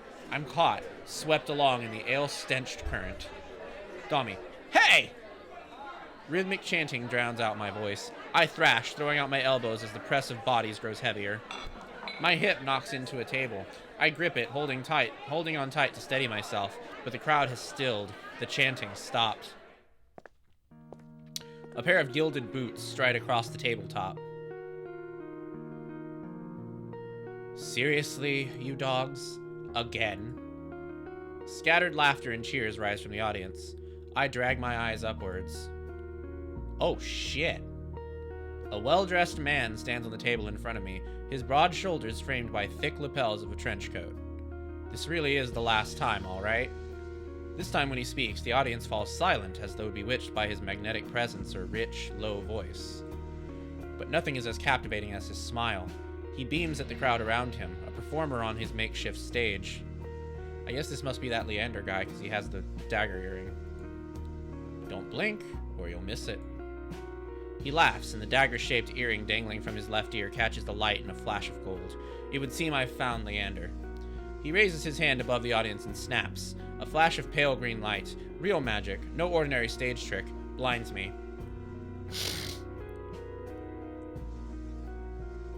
As the brilliance ebbs, my gaze refocuses on the mage towering above me. He flicks his wrist, and the magic spiraling around him coalesces. A delicate flower stem sprouts from between his pinched fingers. One by one, glowing lily petals spring forth.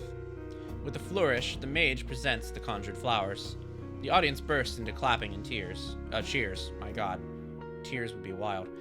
A genuine magic show was the last thing I expected from a place called the Wet Wick. Leander plucks the iridescent bouquet out of the air and turns in a slow circle, giving his audience a good look. Now, Leander, now, who could use some good luck?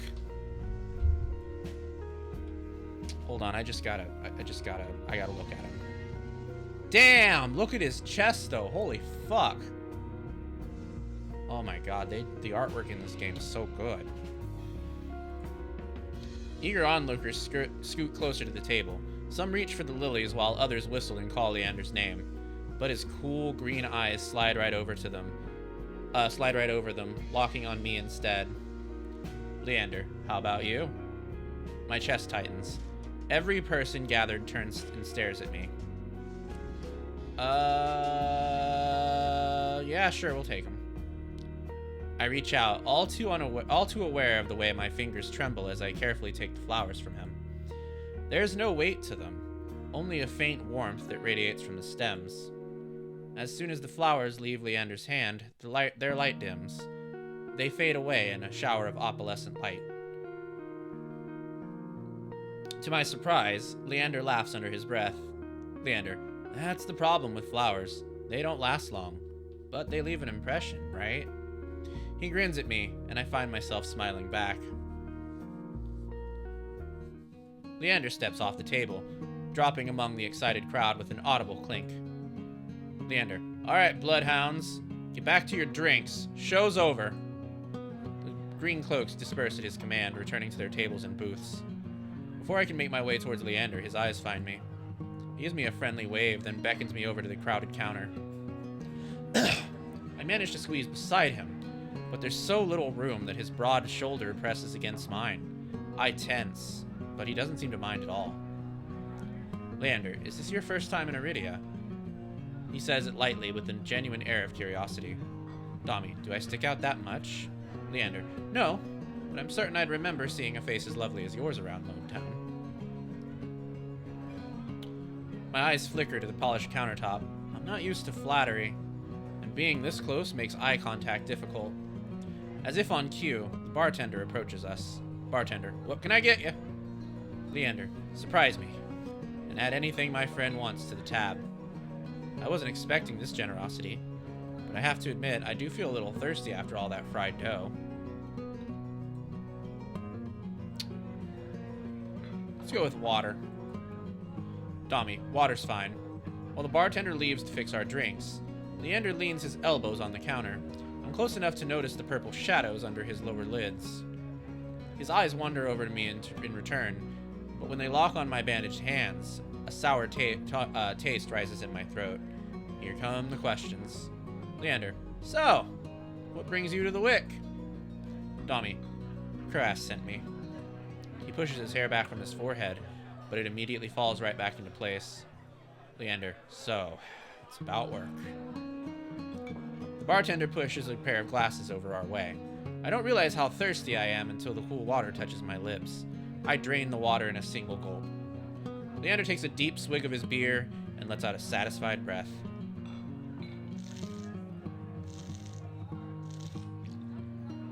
Leander, how can I be of assistance? Domi, I need to get to the cenobium. As soon as the word cenobium leaves my mouth, the entire bar falls silent. Bloodhounds twist around in their seats to gawk openly. Finally, an especially drunk one speaks up. Loud bloodhound, the hell are you bringing up the cenobium in here? Old bloodhound, "Oh, Mouse, this is Bloodhound territory." The vitriol catches me off guard. From the angry looks thrown my way, it's clear I've broken some kind of unspoken rule just by mentioning the cenobium. When I glance at Leander, he's drinking, as though he hasn't noticed the uproar. Only when he catches me does he lower his glass. Leander, for the love of... He drags a hand down his face. Hey, keep it down, will you? This is business. I tense, expecting an argument, but the outspoken bloodhounds silently return to their drinks. Only a handful continue to watch me warily. Leander, sorry about them. The cenobium's a bit of a touchy subject in these parts. Mix in enough drinks and, well, you saw. How about we continue this outside? When I give him a terse nod, he pushes away from the bar counter. I follow Leander to an alleyway tucked behind the wet wick where layers of frayed bloodhound posters had been plastered to the walls. Seeing them side by side, the resemblance between Leander and his likeness on the posters is impressive. Leander, Kodas didn't send you for help with the cenobium, did he? From the look he gives me, he already knows the answer. I glance away. Domi, no, he didn't. He suggested I find an alternative. Leander, yet here you are, asking about them anyway. What did you need the cenobium for? I don't want to tell him about my curse. The less people know about my capabilities, the better. Thankfully, Leander takes my reluctant silence as an answer.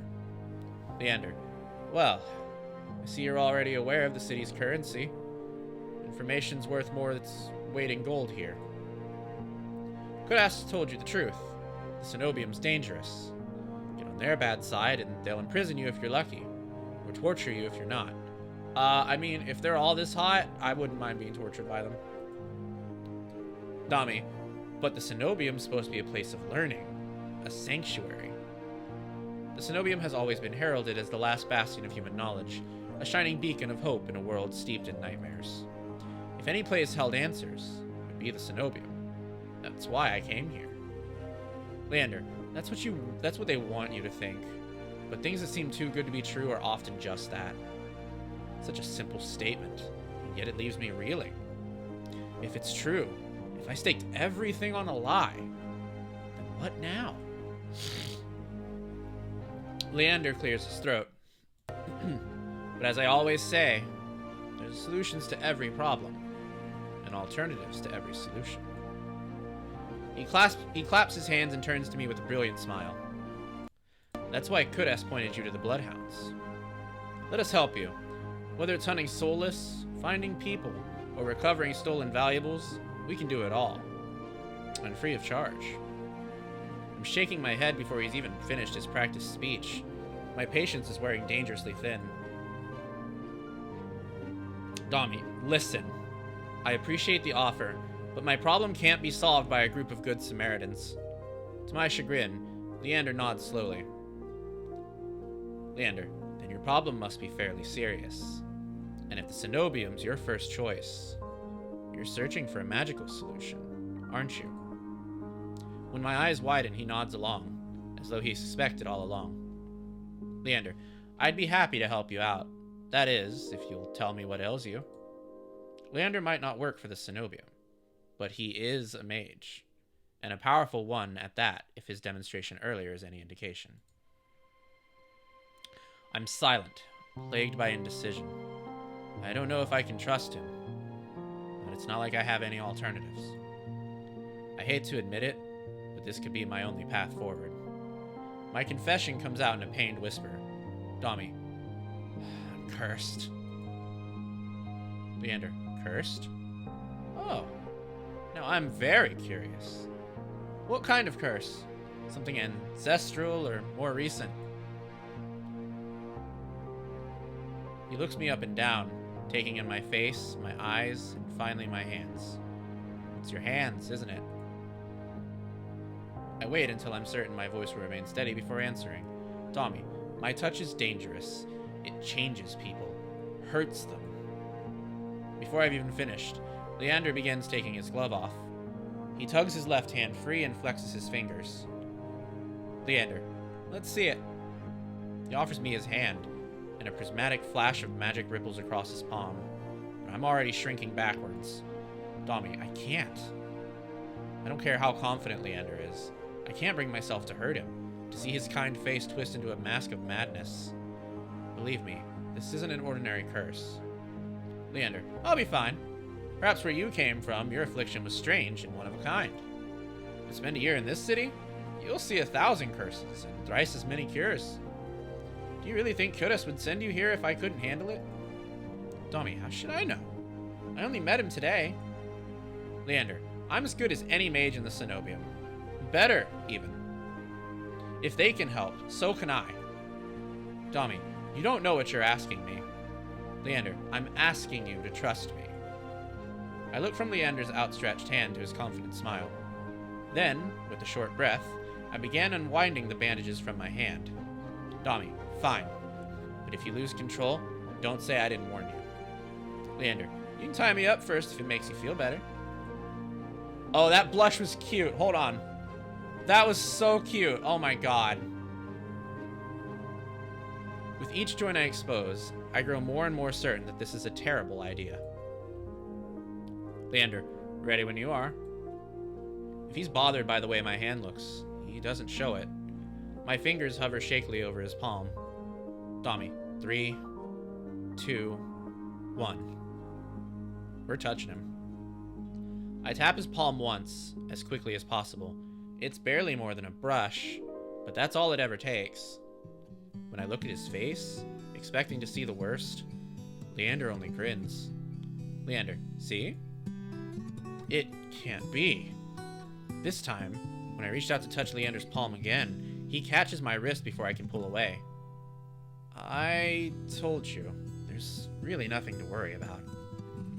He trails off when my thumb brushes the soft skin of his inner wrist. Ooh, wow. Cute.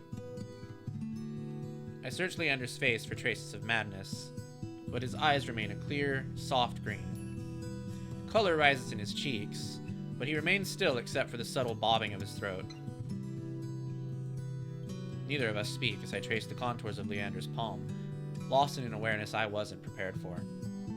I've been with other people, kissed them, been embraced by them, and more, but not like this. My fingers, long deprived of years of bandaging, pick up every single detail. The grooves of his palm, the smooth shale of his nails, the pulse of his heart. For as long as I've lived, I've never been able to hold someone's hand, not without dire consequences. I've never realized what I was missing out until this moment. While Leander's pulse is steady, mine is hammering as fear gives way to excitement. We're gonna keep touching him. My hand glides over Leander's wrist and up his forearm, where smooth skin abruptly gives way to the raised scar by the edge of his sleeve. It matches the one that runs from his collar to cheekbone. Could it be the same wound? I glance at Leander's face, and his lips part as he considers the words before speaking. Am I the first person you've been able to touch like this? My hand goes still on his arm. Domi, so far. Leander, I'll admit your touch does make it somewhat difficult to stay level-headed, but not due to your power. He takes my hand. His soft green eyes flick to mine before he turns it to inspect the golden fissures crisscrossing my knuckles. Leander, look, we match. He points at a golden pin on his coat collar, and I give him a small smile. Oh my god, he's such a dork! I draw my hand back and take a steadying breath. My head feels as though it's stuffed with cotton. Habit alone guides me through the motions of rewrapping my hand, although my fingers tremble too much for the bandages to lie flat. Domi, I can't believe that worked. Leander, may I ask your name? Domi, I'm Domi. Leander, you were right to hide this from me, Domi. That curse of yours, it's unlike anything I've ever dealt with. I can tell you're discreet, but you'd best not go in showing off that to anyone else. Domi, I didn't plan on it. Leander, are you staying in Lowtown? I pause. Room and board was something I hadn't yet considered. Domi, I don't know. Leander, let's get you properly settled, then. I don't know why I waited so long for that pause. The Wetwick is noticeably quieter. Without their leader, Most of the bloodhounds have dispersed, or in a few cases, fallen asleep beside their drinks. Leander, got any rooms left, or did my lot grab them all to sleep it off? The bartender, who I now realize doubles as an innkeeper, slides a key onto the counter. Bartender, you know I always keep the corner room open for your escapades. Oh, so he's a slut. I see.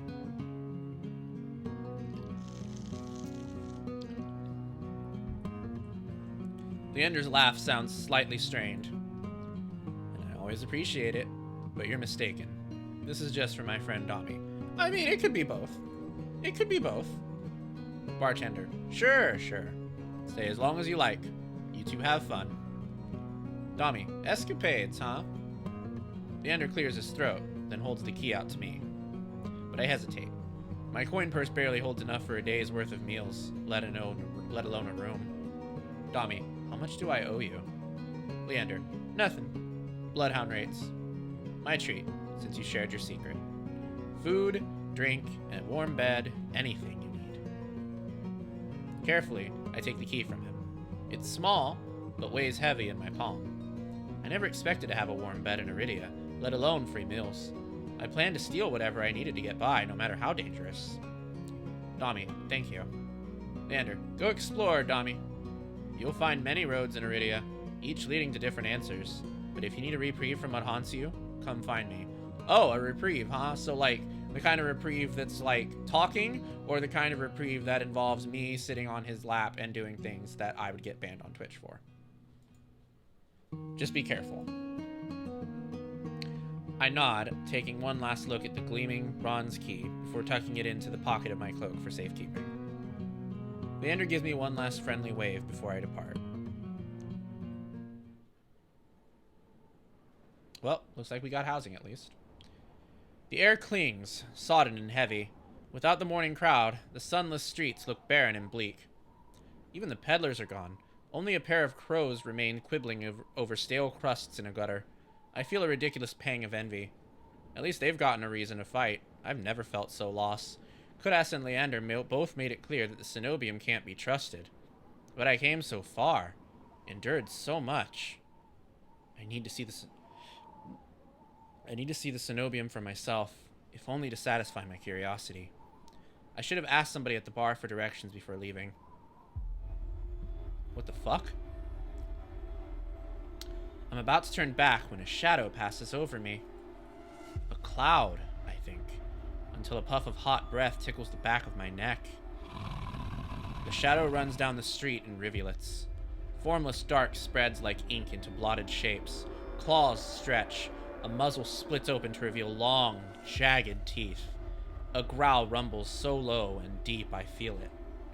I want to run, to scream, but I feel trapped, as though the slightest movement or a single breath will snap the jaws around me shut. No, I won't let it end like this. If I'm going to die, I want to see what got me first. I steel myself, then turn.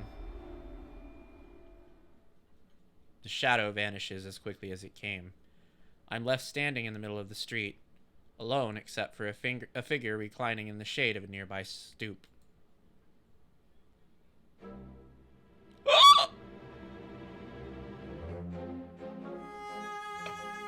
Oh my god, he's gorgeous. What the fuck?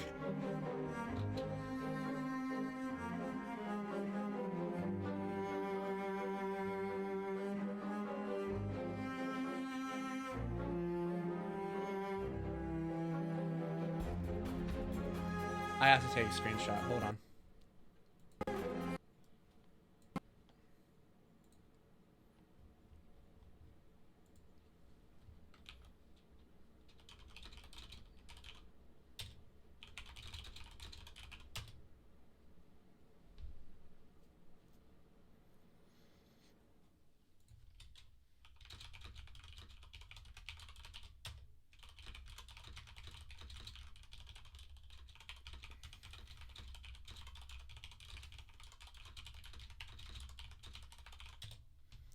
Okay, this is too much. You cannot do this to me. This guy is far too fucking hot. A monster. That much is clear from a glance. One that could nearly be mistaken for a human, were it not for the tufted ears, the tail curl around his ankle, or the dusk pink eyes with pupils that sharpen like needles when they fall on me. Our eyes meet, and the monster uncrosses his long legs. I needed to rest my eyes. Cue me actually putting on glasses. Oh, Jesus. What a time for you to come in. His hair gleams a shade of red that reminds me unsettlingly of blood where it curls around his collared throat. Jumpy, aren't you? His tone is so light and carefree that I glance over my shoulder to make sure he's speaking to me. When I look back, the stranger props his chin on his knuckles and regards me with an inscrutable little smile. Domi, didn't you see that shadow just now? It was massive. It moved like a beast. Even as I speak, I'm aware of how ridiculous I must sound, but the stranger's smile doesn't falter. Stranger, the only beasts I've seen are the Wick's drooling regulars, though this did catch my eye. Oh shit, he stole my key! With the... Ah! What is this? Oh no. No, no, you can't. You can... There's... Oh, this design was made for me. This has me pegged. What the fuck? Oh my god. Where was I? With a flourish of his hand, my in-room key appears dangling from his finger. It turns on its chain, glittering when it catches the light. Well, it's been nice knowing you, Dom's loins. It's my sub day. I can't do anything with this. Oh, I really wish I could.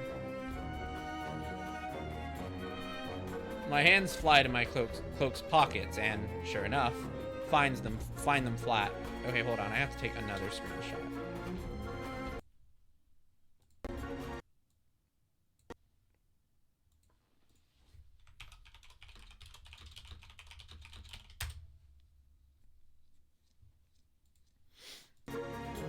He crooks his finger, beckoning. He even has the fluffy tail. God! This is like... Wait, what's all this going on now? Is this like a transparent shawl thing? It's kind of weird. I've already taken 2 steps forward before some stifled instinct stops me.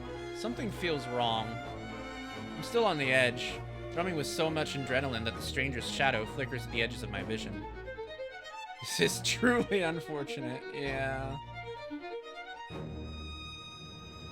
I always attract the worst kind of attention, but I can't get rattled now. Oh god, you know what? I'm gonna play right into his hands. Where did you find it? Domi, how'd you even find it? The key, I mean. What can I say? I'm a sucker for shiny things. He smiles widely enough to reveal pointed canines. I saw you drop it. You really should be more careful. City like this, somebody might take advantage. A bald-faced lie said without a hint of irony. I didn't drop my key, and I didn't sense any magic either. He must have stolen it somehow. I approached the man, careful to keep an arm's length away. He doesn't look dangerous, but the most deadly ones never do. The stranger's chain softly clinks with the tilt of his head. His ears flick. Keeping your distance? Domi, until I figure out how you managed to rob me? Yeah, I am. Stranger, you think I stole your dinky little key from all the way over here? He gives an exaggerated sigh. I'm good with my hands, but not that good. Do I really look like a common thief to you? Of all the days you finally play this demo. Yeah. This is just how it goes. He's got me there. The sheer fabric of his sleeves alone would be too expensive for most street thieves. Hell, his shoes look like they cost more than I spent traveling here. And then there's the shop behind him. No matter the city, parted pink curtains only ever mean one thing. Domi, I'm not looking to buy, and I doubt I could afford your services anyway. Oh my god, he's an actual slut. We love to see it. Stranger, luckily for you, I don't charge. The man runs the tip of his tongue over a fang, And for the first time since I stepped into that shadow, I feel something other than dread. My face grows hot. That's not what I meant. I'm flattered, really. Were sex my trade, I might make an exception for you. How about half off for a handy? Domi, or you could just hand over my key. Stranger, ask nicely and I might even let you tug my tail. Oh my god! Domi, just throw it here. Stranger, so some spindly little street urchin can snatch it and run? He raises my key and tilts his head so he can watch it dangle back and forth. I suppose I could just claim your room for myself. Not that I'd be caught dead slumming in the wick with the rest of those slack-jawed imbeciles. You're obviously not from around here. So, tell me, traveler, what misfortune brought you to this wretched place? His voice practically drips with derision. Domi, I'm not telling you anything. Stranger, what could possibly have drawn you to this dreary little pig pen, I wonder? He listlessly watches the arc of my key, swinging around his finger. Stranger, the weather's shit, the food's dreck, and there's entirely too many monsters for a human to feel safe. Unless... Dagger's sharp eyes flick towards me. They gleam with amusement. Unless you're just dying to consort with monsters. He called me a monster fucker, and you know what? He's right. Wow, this real-time breaking is definitely not what I expected today. Neither was I! By now, my embarrassment has worn away, leaving simmering impatience in its place. If this is a shakedown, it's the most frustrating one I've ever experienced. We're gonna flirt back, 100%. Domi, how'd you know that I spent all my money, starved, and nearly died in a swamp just so I could crawl into bed with the first thirsty monster I saw? That earns me a burst of breathy laughter. He gazes at me under his dark lashes. Aren't you funny? Domi, could you be any more obvious? Stranger, I have been told subtlety is not my strength. So, your place or mine? I'd invite you if I had my key. Domi, if only I had my key. Then I might be able to invite you up. His languid gaze glides from me to the key in his hand and back. Stranger, come, take my hand and we'll go together. The more he flirts, the more convinced I become that this is some kind of trap. No matter how innocent monsters look, they always have tricks up their sleeves. And something tells me that this one's more dangerous than he lets on, even if he has a lovely laugh. Domi, I don't know what you want or why you're messing with me, but I'm not coming any closer until I know you aren't going to attack or bite. Stranger, I won't bite hard, unless you beg me. No matter what I say, he finds a way to twist my words into innuendo. Even when I'm silent, he goes on as though we're having a conversation, not a standoff. Do you like dancing? There's a traveling troupe performing in Hightown tonight. Their lutist is quite exquisite. Truly a performance to die for. There's life in this dreadful place, if you know where to look. Domi, you sound like you know the city well. The man's gaze flickers from me to the key dangling on his finger. Stranger, naturally. This dump was little more than a miserable little smear when I first arrived. More like lutist, yeah. Hightown, Lowtown, I know Iridia like the back of my hand. Domi, what about the Cenobium? Do you know where that is? His smile vanishes. Stranger, surely you've seen it. That absurdly large tower looming over the rest. It's a little hard to miss. It must mean that spire I noticed when I first caught sight of Iridia. Stranger, the Cenobium's overrated. Forget about it. I can show you things those stuffy boars in their limp dick tower couldn't even dream of. Domi, I've already got plans. Oh, have you some pressing matters at the Cenobium? Lunch dates with librarians?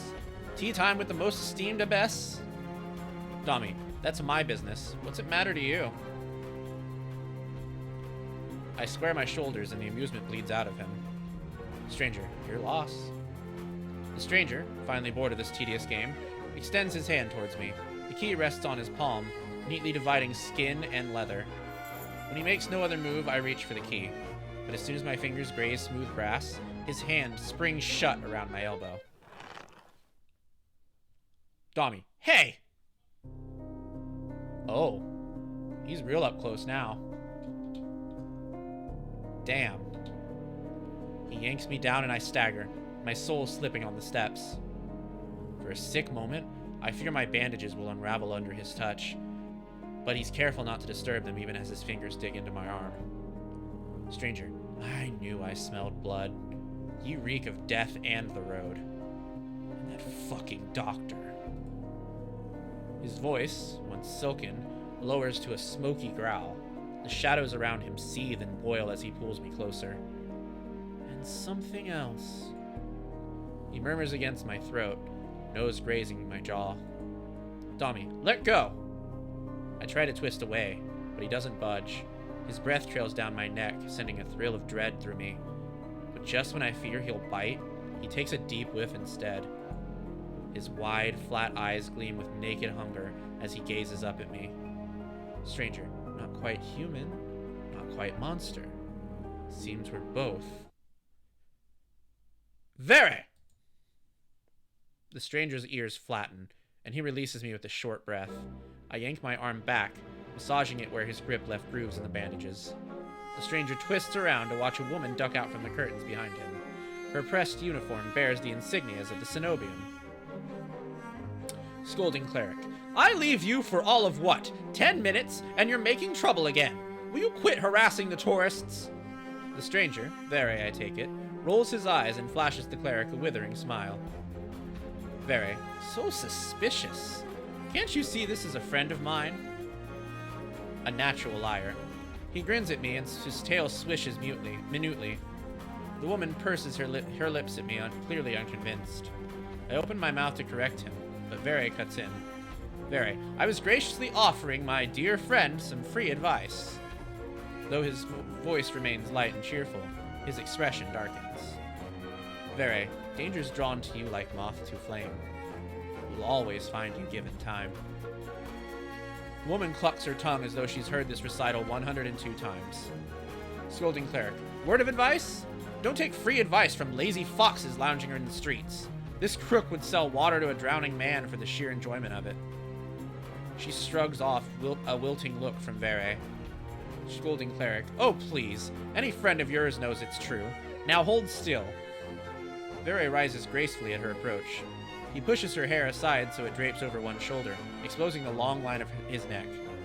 And suddenly, it dawns on me that the jingling I heard earlier wasn't coming from the harness attached to his collar, but a leash. A heavy iron chain wound around a hitching post, and padlocked to the back of his collar. Vere posed deliberately to hide his leash from me. The woman produces a keyring from her pocket. She rifles through a dozen identical keys before selecting one and slotting it into the lock. Scolding cleric. Come on, unless your friend's tagging along on our merry little soulless hunt. They're hunting for soulless inside the city? Words momentarily fail me. Domi. The woman regards me with a polite, if tight, smile before marching down the stairs. Vere lingers. He stretches his arms over his head, and with a yawn, and I try not to stare at the way his stomach flattens when he arches his back. God, our protagonist is horny. Oh no, and he's bound. Yep, he sure is. Apparently leashed and collared. Vere, your little secret's safe with me. Try not to get yourself killed. Vere hops off the stoop and bounds after the woman. His tail sways merrily as though he hadn't just lied and threatened me. Vere, did you try that thing I mentioned? The Loventian knot. Scolding cleric. That's the one where you take 3 fingers and... Actually, don't tell me. Knowing you, it's disgusting. Vere's airy laughter echoes down the street. It's only after he and the cleric have vanished from sight that I realize I'm still missing something. Domi, wait! Reflexively, I shove my hands into my pockets and find it. The room key. I ease the key from my pocket and smooth my thumb over its teeth as I try to recall a touch, a tell, or any hint of Vere's sleight of hand. But I can't figure out how he did it. All I know for certain is that the Cenobium saw fit to leash him. A fate I could share, if that's what his vague warning meant. I let my eyes drift skyward, past the lanterns gently swaying in the breeze to the cenobium faintly visible through the haze. Just one glimpse is all I need, and then I can put this all behind me. This time, the key goes into my coin purse for safekeeping. It's easy enough to follow the sluggish river that splits Iridia in two. A colossal bridge arches over the dark water below. I cross as quickly as I can, climbing ever uphill towards the distant tower. Hours later, legs aching, sweat beating on my forehead, I finally find what I was searching for. The cenobium of the luminous void.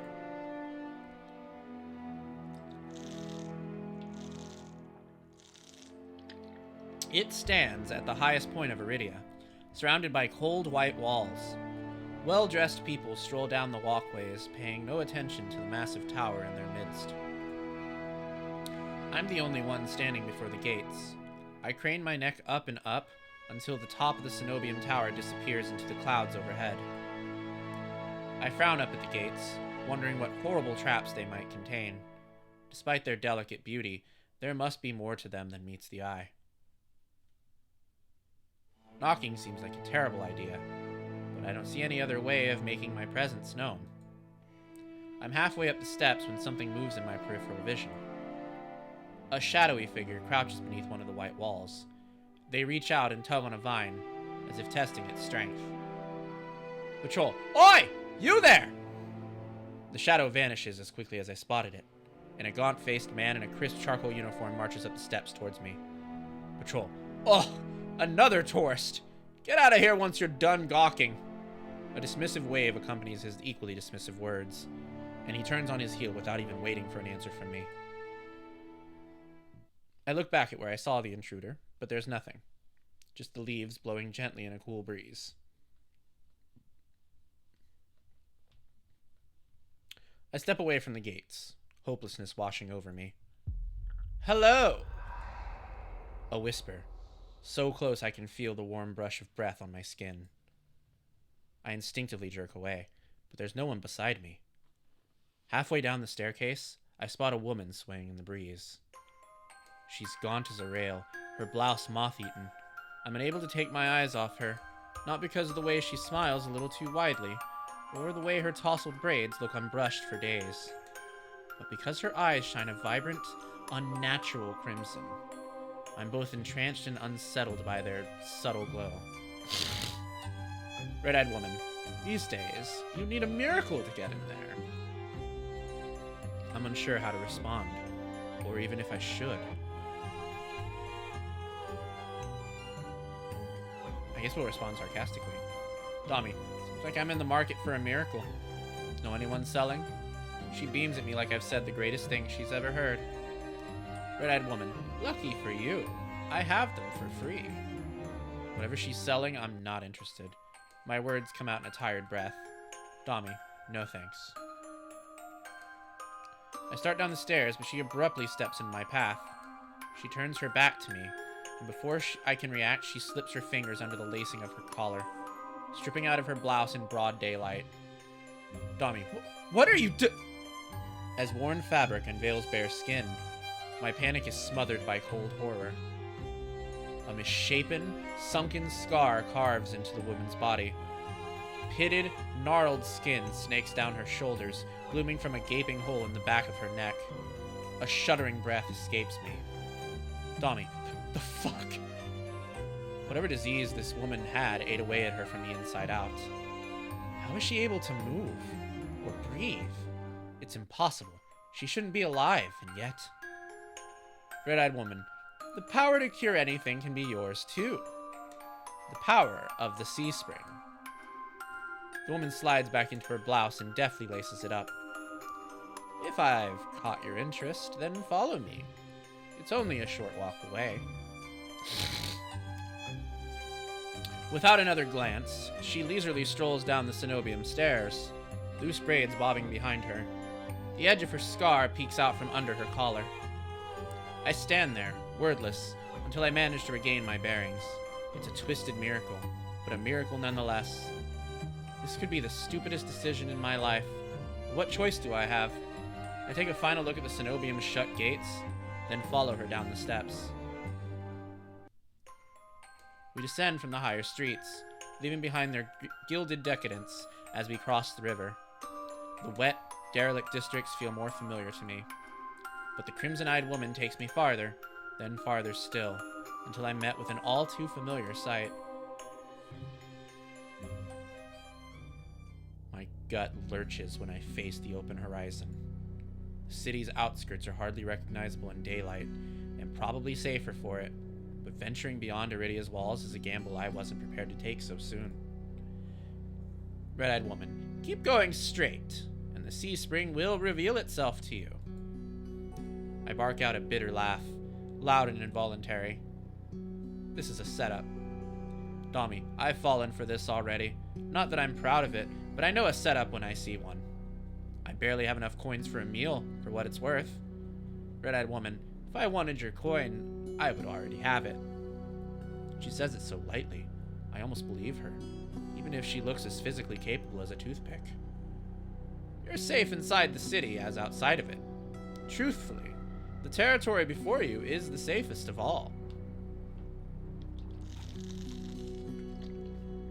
Domi, what do you mean, territory? Red woman, this region belongs to Ace. Most people know him as a gang leader, but he's much more than that. I squint against the empty wastelands. Only a fool or someone with nothing to lose would leave the city.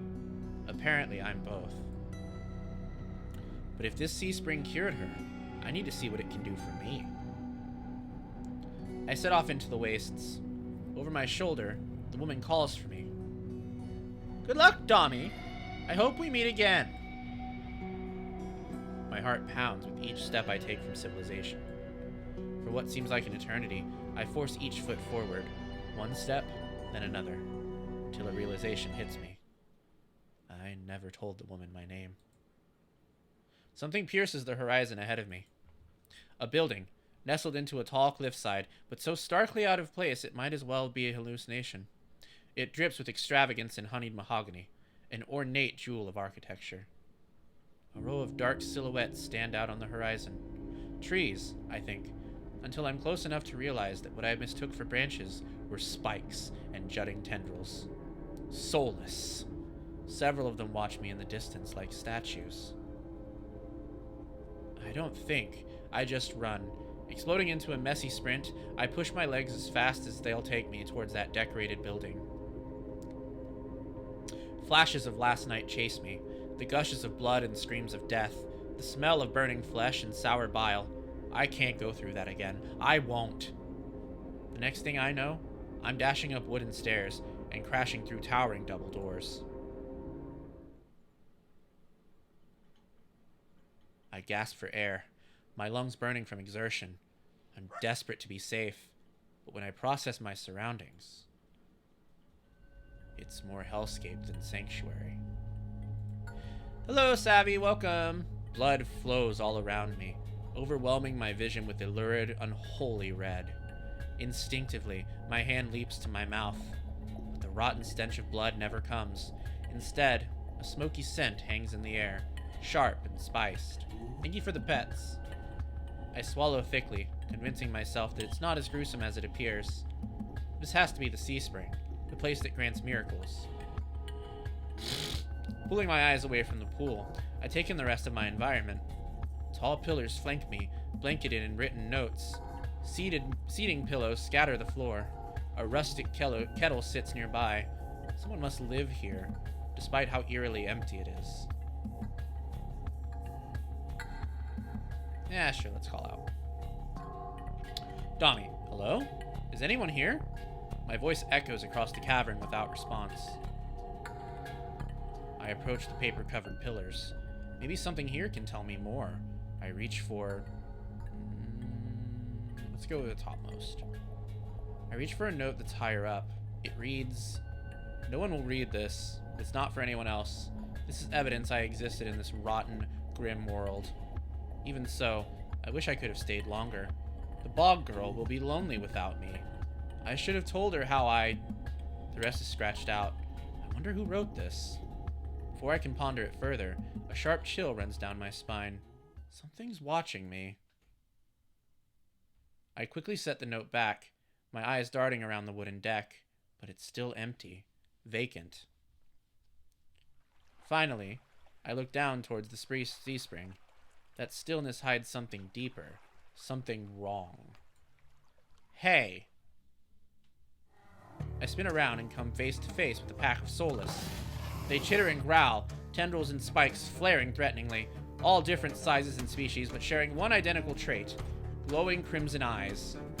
I try to back away, but my heel teeters over the sea spring. I'm cornered. Watch your step. It's deeper than it looks. That voice again. At the sound of it, the soulless freeze, their snarls quieting. I cosplay Gojo today since it's his birthday. I don't know who that is, but nice. I search for the voice's source and find it above me, lounging in the rafters. Oh god, another hot design. Oh gosh. Wow. I gotta take a screenshot, hold on.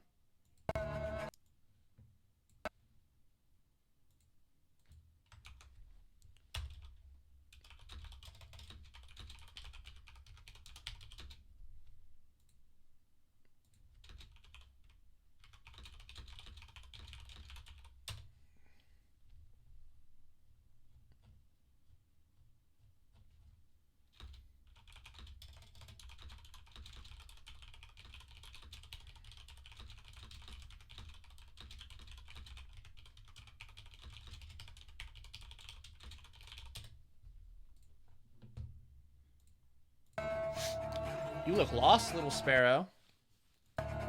His gaze is a violent crimson, one that sears through me, leaves me feeling raw and exposed. They're the same eyes I'd seen over and over. First with the scarred woman, now with the soulless circling me, all bound by the sea spring's blood red. In the shroud of darkness behind him, shapes like massive tentacles twist and coil around the wooden beams. I can't focus. The soulless's growls ring in my ears. They're not advancing, but that could change at any second. Panic rises in my throat as I struggle to track them. Hey! Eyes on me! My stomach rolls as I tear my eyes away from the soulless. You ignore someone who's talking to you. It's not polite. For a moment, anger knocks my fear aside. Who is this bastard? Fuck you! I look right into his unnerving eyes, holding his gaze defiantly. Domi, fuck you! Is that better? A crooked grin cracks across his face. Bastard, we'll work on it. I scan the soulless again. They really aren't attacking, posturing more than anything else. Almost as though they're waiting for commands. Domi, did you tame them? Bastard, power of the sea spring. They're hungry, so they might bite. You could give me a reason to stop them. What is this game called for research purposes, of course? It's called Touch Starved. And it has a demo on Steam. That's what we're playing right now, is the demo. Domi, how about I didn't do anything wrong? Bastard, trespassing. Domi, and that's punishable by death? Where are we, Texas?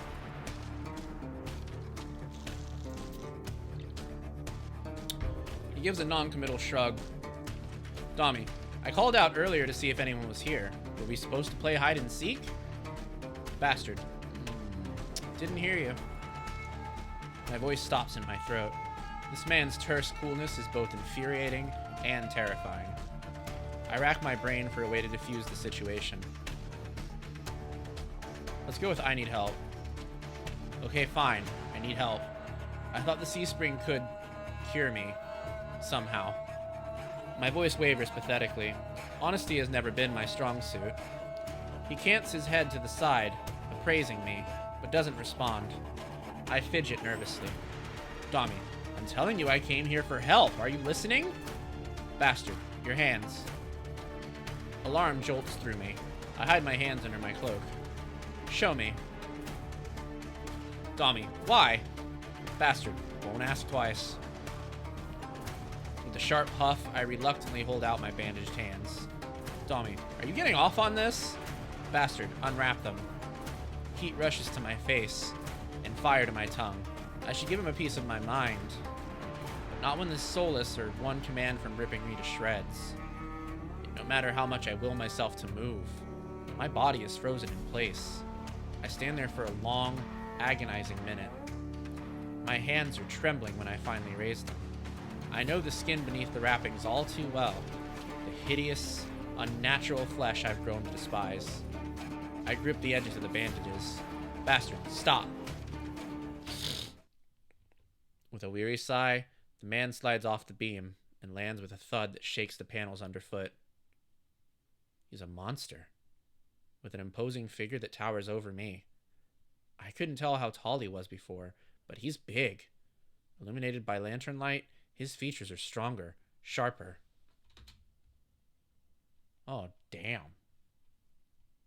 Whew! Subtle clinks of metal accompany each of his footsteps. The closer he gets to me, the faster my heart hitches. What does he want? Is he going to kill me? I step backwards and find nothing to set my foot on. I'd forgotten my back was to the C-spring. I fall right before a warm hand catches my lower back. I'm hovering above the C-spring, the scent of smoke and leather enveloping me. Blazing crimson eyes bore into mine. Bastard, told you to watch your step? I'm too stunned to muster a response. Like I weigh nothing, he guides me back to solid ground and steps back. Following a subtle gesture from his fingers, the soulless around us disperse and relax. The shift in their demeanor is so abrupt that it gives me whiplash. The enormous tentacles are no longer in the rafters, though now I doubt I ever saw them at all. Either way, I exhale a breath of relief. Thanks. As focused on me as he was before, the monster pays no attention to me now. He kicks some seating pillows out of the walkways, checks the contents of the kettle with a scowl. The sudden disregard is almost insulting. Domi, so that's it? I'm not a threat anymore? Bastard, never were one. Domi, then why'd you threaten me? Bastard, get honest when they're afraid. In other words, he was messing with me. I drag a hand over my face, exhausted by the fact that this is the second time a monster has provoked me today. Domi, you're Ace, aren't you? Ace, depends who's asking. Domi, one of your friends told me this was your territory. She said you were a gang leader. But there's no one else here. Domi, I thought there'd be more people. Ace picks up the kettle and walks to the edge of the C-spring, then dumps out the contents into the endless red. Ace, gang took a walk. His pleasant smile stretches across his face, ear to ear. Then in an instant, it drops. I get the sense that I shouldn't ask about his gang again. Something must have happened. I've learned to recognize a real leader when I see one. Ace, regrettably, fits the type perfectly. He knows how to scare people, and he expects submission. But it's uncommon for someone so used to being in power to be so alone. Ace, you said you came here for help. Domi, depends. Can the C-spring cure a curse? Ace, probably. Domi, you mean you don't know? Ace, nope. He shakes out the empty kettle and starts collecting stray cups, tidying up. My frustration builds. I narrow my eyes at him in a questioning glare. When he notices, he returns it with an amused smirk. Domi, are you being irritating on purpose? Ace, listen, Sparrow. The C-spring can cure anything. Nothing's stopping you from going and trying it yourself. Domi, what do I have to do? Ace, drink. Domi, I have to drink from the C-spring? My eyes glide to the blood-like pool beside us. The idea of ingesting the strange liquid makes my guts churn. Domi, is there a price? Ace, always. Ace taps his temple with a finger. You lose it a little bit. Domi, that's it? Might have already beat it to the punch. My humor earns me an amused, fanged grin. Ace, this is a little different. When you drink from the C-spring, you forget who you are. mind combines with everyone who ever drank before. Humans, monsters, soulless. One big, happy family in your head. My blood runs cold. I've heard of these before. Group minds. I thought they were just rumors. I've heard whispers of cults performing rituals to bind their members' minds together. It never seemed possible. But something tells me this is real, even if one thing doesn't add up. Domi, your eyes are red too, but you obviously haven't forgotten who you are. Before I can finish my sentence, Aid strides past me towards the entrance. Ace, time's up. Let's finish this later. Domi, wait, already? You barely told me anything. Ace, came on a bad day. I've got somewhere to be. There's still so many questions burning on the tip of my tongue, but my frustration spills out before any of them. Domi, I was told to come here for help, but instead I get threatened and kicked out. You're joking, right? Ace, watch your tone. I'm nice, but you don't want to ruin the host's mood. My skin prickles. The feeling of being watched washes over me again. My eyes dart back over to the sea spring. A lone ripple dances on the quiet surface. I take Ace's advice and clamp my mouth shut. Ace approaches a nearby soulless, a lanky, dog-like one with 6 legs and a crown of tendrils. Several sets of crimson eyes adorn its sides. Its forked tail wags rapidly when Ace squats beside it.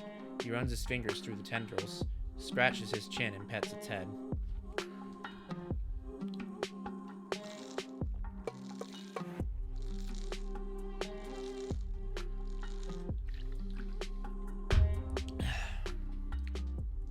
A gentle smile plays across Ace's lips.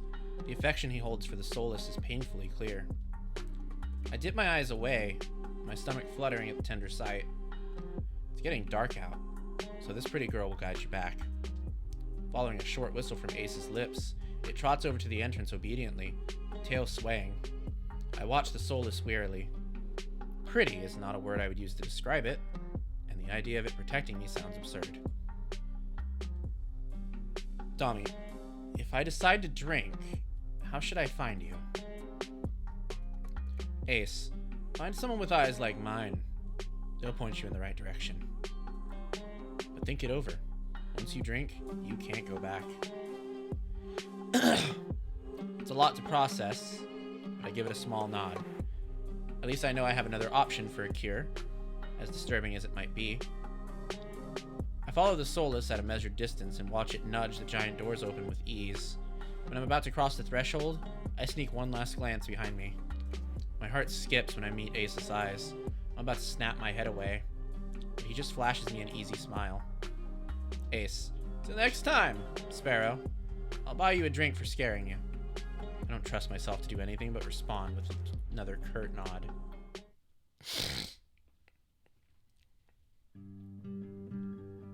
Outside, more crimson-eyed soulless scuttle about. It's hard to believe it's the same threatening pack from before. They chase each other in circles, roll around in the bog's mud. They pay no attention to me as the dog-like one escorts me away. It's an uneventful trip. Sometimes the soulless looks over its shoulder at me to make sure I'm still following.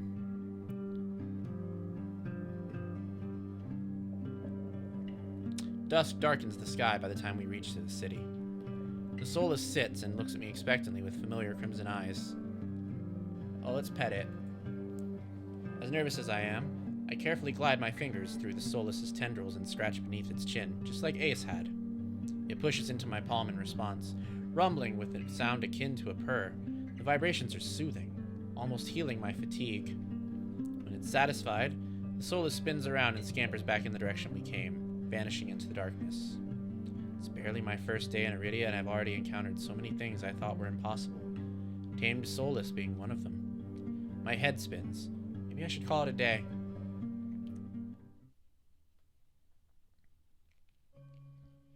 Nightfall creeps across the streets of Iridia. The city, labyrinthine even in daytime, has become a warren of treacherous alleyways. The streets are completely deserted. If I hadn't been here earlier, I would have thought this part of the city abandoned. I make my way through the winding streets, doing my best to keep my bearing towards the wet wick. My steps slow when I hear rustling in the dark. Oh, thank you for the 100 bits. I appreciate that. That's so nice. I strain my ears, but everything is still. Is the silence playing tricks on me? Let's go with something is wrong. The fine hairs on the back of my neck prickle, a frisson of discomfort running down my spine. Something is wrong. My eyes dart from one side of the street to the other, searching for movement. The shadows are as deep and dark as pools of ink, and I see nothing. I can't stay here. I need to reach a busier part of the city. Drawing my cloak tighter around my body, I hurry on my way. Though I keep my eyes sharp and listen intently, there's only the sound of my own footsteps. As the moments pass, and nothing happens, I begin to wonder, maybe I really did imagine that noise? I turn the next corner, and my thoughts come to a screeching halt. My head spins, the world blurring as adrenaline rushes through my veins. Only one thing is clear amidst the haze. The soulless that attacked the caravan is crouched over a dark, indistinct shape. A body. A garland of intestines spilled from pallid flesh. Blood grouts the cobblestones. For a mercy, the soulless is too distracted by its meal to have noticed me. My feet feel heavy as stones, but I can't just stand here.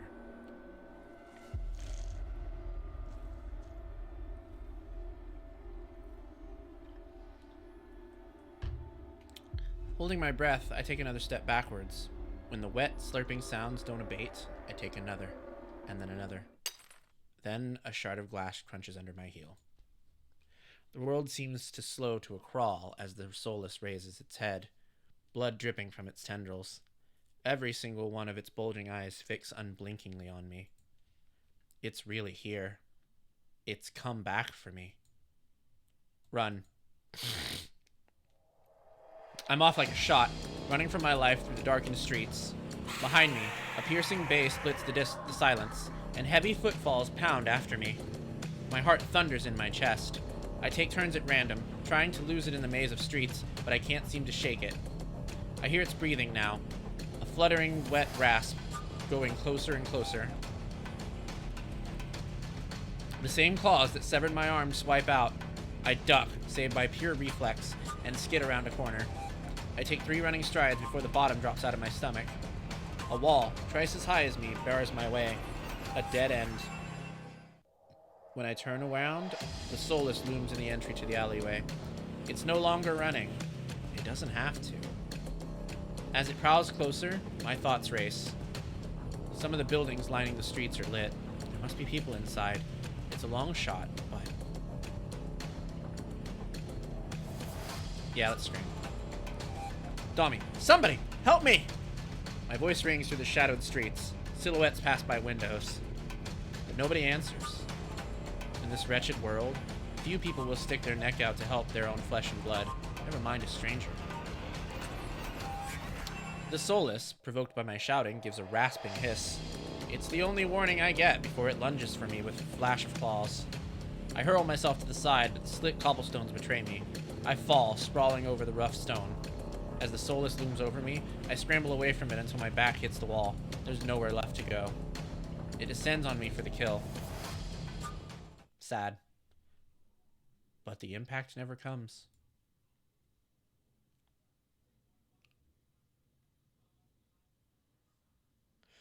I warily crack one eye open, then the other, not sure whether I should believe what I'm seeing.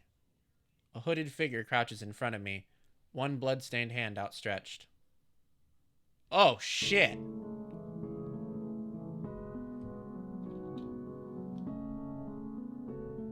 God damn, there's a lot of leather in this game. What the fuck? Alright, hold on, I gotta take another screenshot.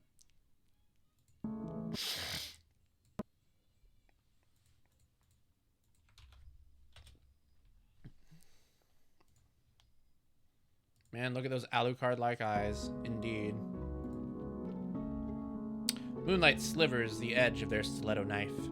Their face and hands are splattered with blood. And the soulless. My eyes dart past my unexpected rescuer, to the misshapen form behind them. The soulless's many eyes, once restless and vibrant, now look dull and waxy. A red pool spreads slowly from under its body. Numb with shock, I can't help but stare. It's dead. After all the people it's killed, after nearly killing me twice, I can hardly believe it. Hunter. Well? I gingerly take the offered hand. The stranger's gaze dips to my bandages. Pale lips part, on the brink of a question, then close again. With the strength belying their slight frame, they pull me to my feet. As soon as I'm on my own 2 feet again, they pull away from me and start wiping the blood from their face and hands. Cute. Hunter, stay there. They turn away from me stiffly, leaning over the Soulless's gangly body. With their back towards me, I realize that I saw their hooded silhouette at the cenobium. You were at the cenobium. Domi, I've seen you before. You were at the cenobium earlier, weren't you? The cassowary look at me. Hunter, so what if I was? Their harsh response takes me back. Before I can formulate a response, they continue. What are you thinking, traveling alone at night? This is far from the worst thing haunting Lowtown. I can't make heads or tails of them. First they save me, and now they scold me? Domi, lesson learned. I could do without the lecture, though. To my surprise, they break eye contact. Their attention glides back to the Soulless's corpse. They examine it with an inscrutable expression. I clear my throat to fill the silence. Domi, I'm Domi. Mean. Suddenly, Mean tenses. Their blade flashes as they drive it into the back of the Soulless's neck. The Soulless thrashes once, letting out a rattling hiss as the air leaves its lungs. Mean leans on the blade, driving it deeper and deeper, until there's a sickening crunch, and the creature goes limp. My heart thuds into my chest. They must have been clinging to life by a thread. Mean straightens up, withdrawing their blade in a single smooth motion. Mean, better to put wretched things like this out of their misery. They calmly clean the blood from their knife. That swift, unhesitating, lethal strike wasn't the work of an amateur. But they don't act like any of the cold-blooded killers I've seen in the past. Domi, why is a Soulless inside the city? Mean looks at me, eyes searching, before realization dawns. Hey, can you tell who's my favorite so far? Definitely this guy.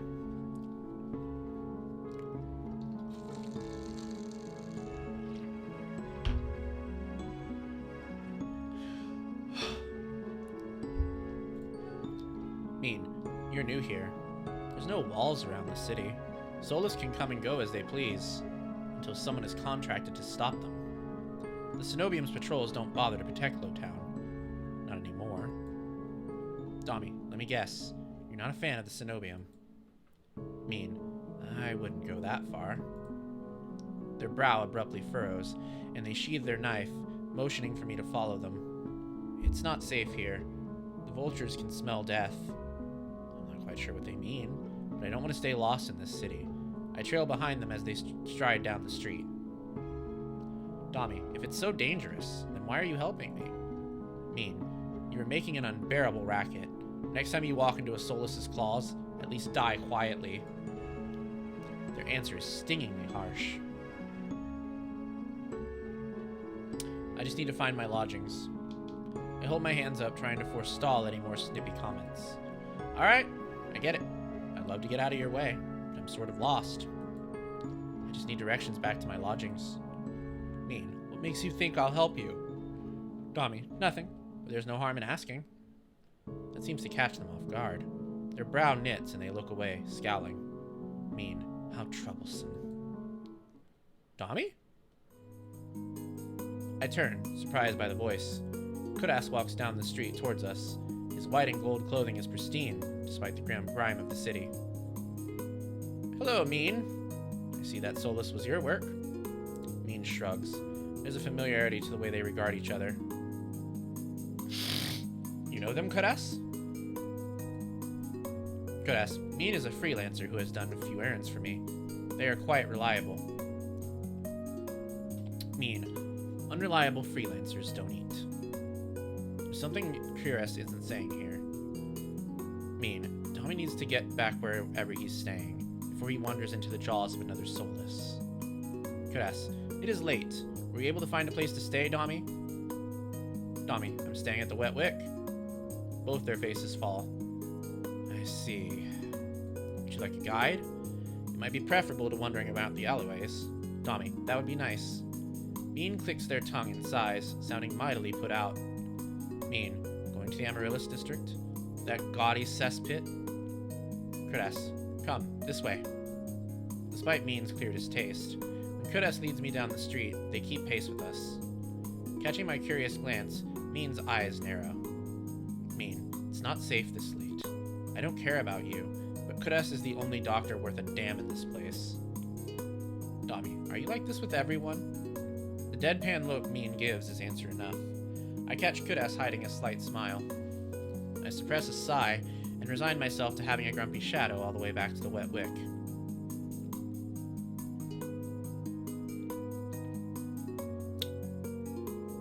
The route Kudas takes is completely different from my slow meandering earlier in the morning. In no time at all, he cuts through darkened streets and twisting alleys. It seems like half the city has poured into the Amaryllis district's colorful streets. Laughter, clinking glasses, and music assault my ears from every direction. Yet the most noise still comes from the wet wick. Its doors hang wide open, lanterns lit. Kudas, here we are. He moves towards the door, and Mean lets out an audible huff. Mean, don't tell me you're going in. Kudas, I have some quick business with Leander. Mean, ugh, fine. He still owes me for yesterday's work. They drag their feet, reluctantly trailing me into the tavern. As soon as the doors open, a wave of sticky heat rolls over me. In the hour since I left, the wick has grown suffocatingly crowded. Kudas stands out, easily a head taller than most. Even so, I nearly lose sight of him amidst the sea of swarming bodies. Kudas, pardon me. The crowd parts as though answering his request. Kudas glances over his shoulder at Mean and me before gliding through. Mean, how can anyone breathe in here?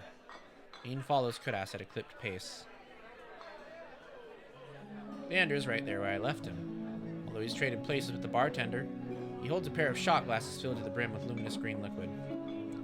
Leander, and now for the finishing touch. A flash of magic paints the glasses white with frost. Leander, you're never gonna guess what's in these.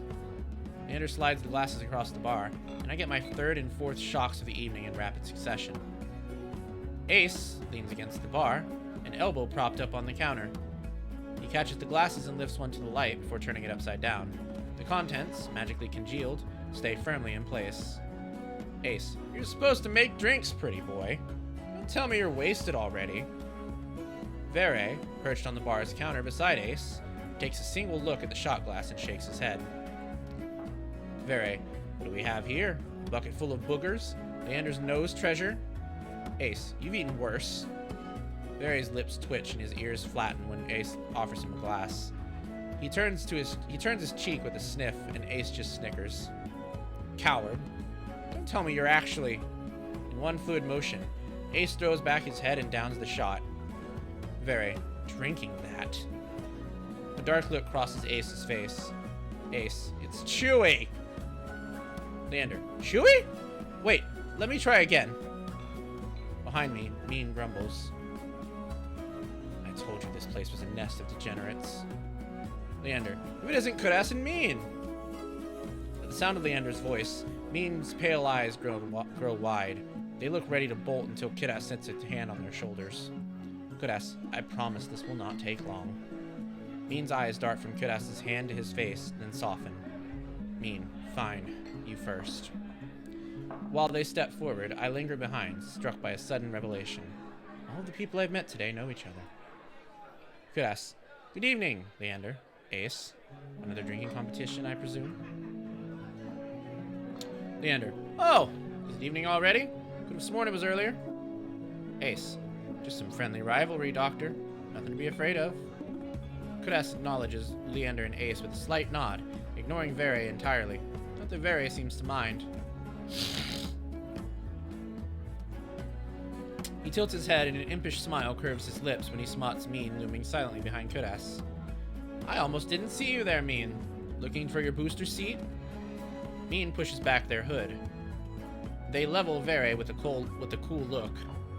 Mean, I thought Ace wasn't allowed to bring his pets in here. Barry's tail gives an angry twitch. At the first sight of an impending fight, Leander vaults clear over the counter. He slides in between Ace and Kuras. Leander, now! Let's try and keep the pace. It's not every day the esteemed doctor takes us up on a drink. His arm snakes around Kuras's shoulders. Leander, you're finally taking me up on that drink, right, Kuras? Kuras, I am afraid not. We were merely escorting Domi back to his lodgings. Kuras gestures in my direction, and my stomach sinks. I reluctantly step into the light. As soon as he sees me, Leander's face brightens. Leander, Domi! It's been too long. Everyone, this is Domi. He's new to Iridia.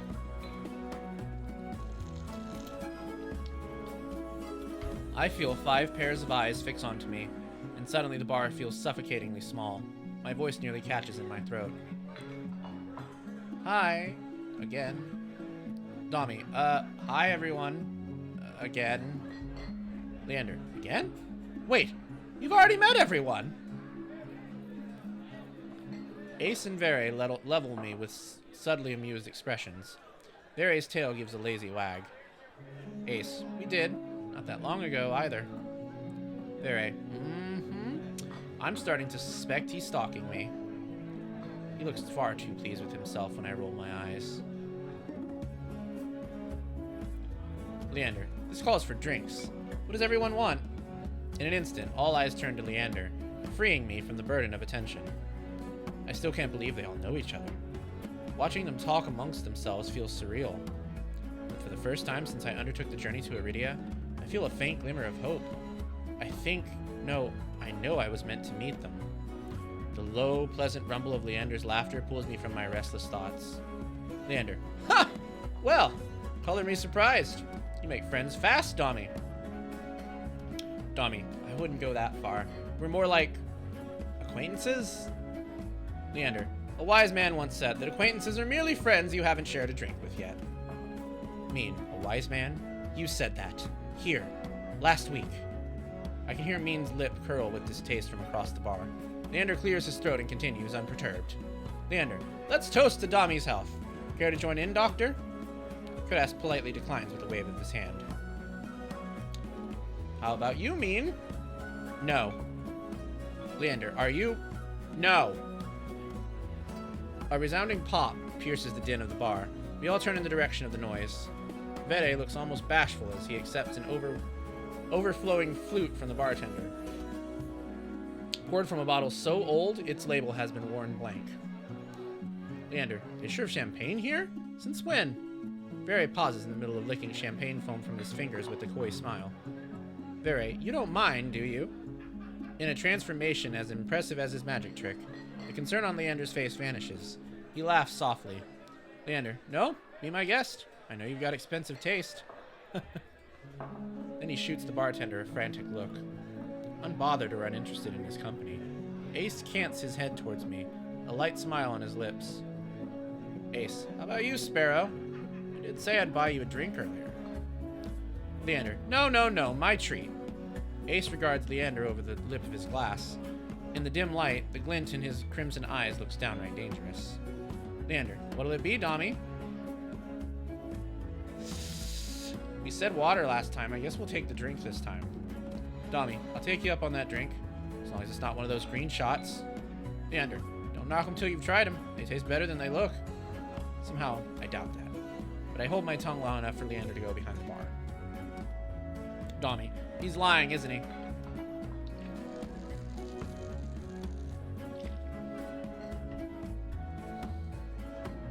When I glance at Ace, he only shrugs. Ace, like I said, they were chewy. Probably poison, too. He considers his own drink, a tumbler of amber-colored whiskey. Ace, Leander's tried to kill me 12 times by now. It's always a gamble. Vere clicks his tongue in disapproval. When he finally looks my way, it's with a half-looted gaze softened by his third glass of champagne. Vere, were I you, I wouldn't let Leander put anything in my mouth.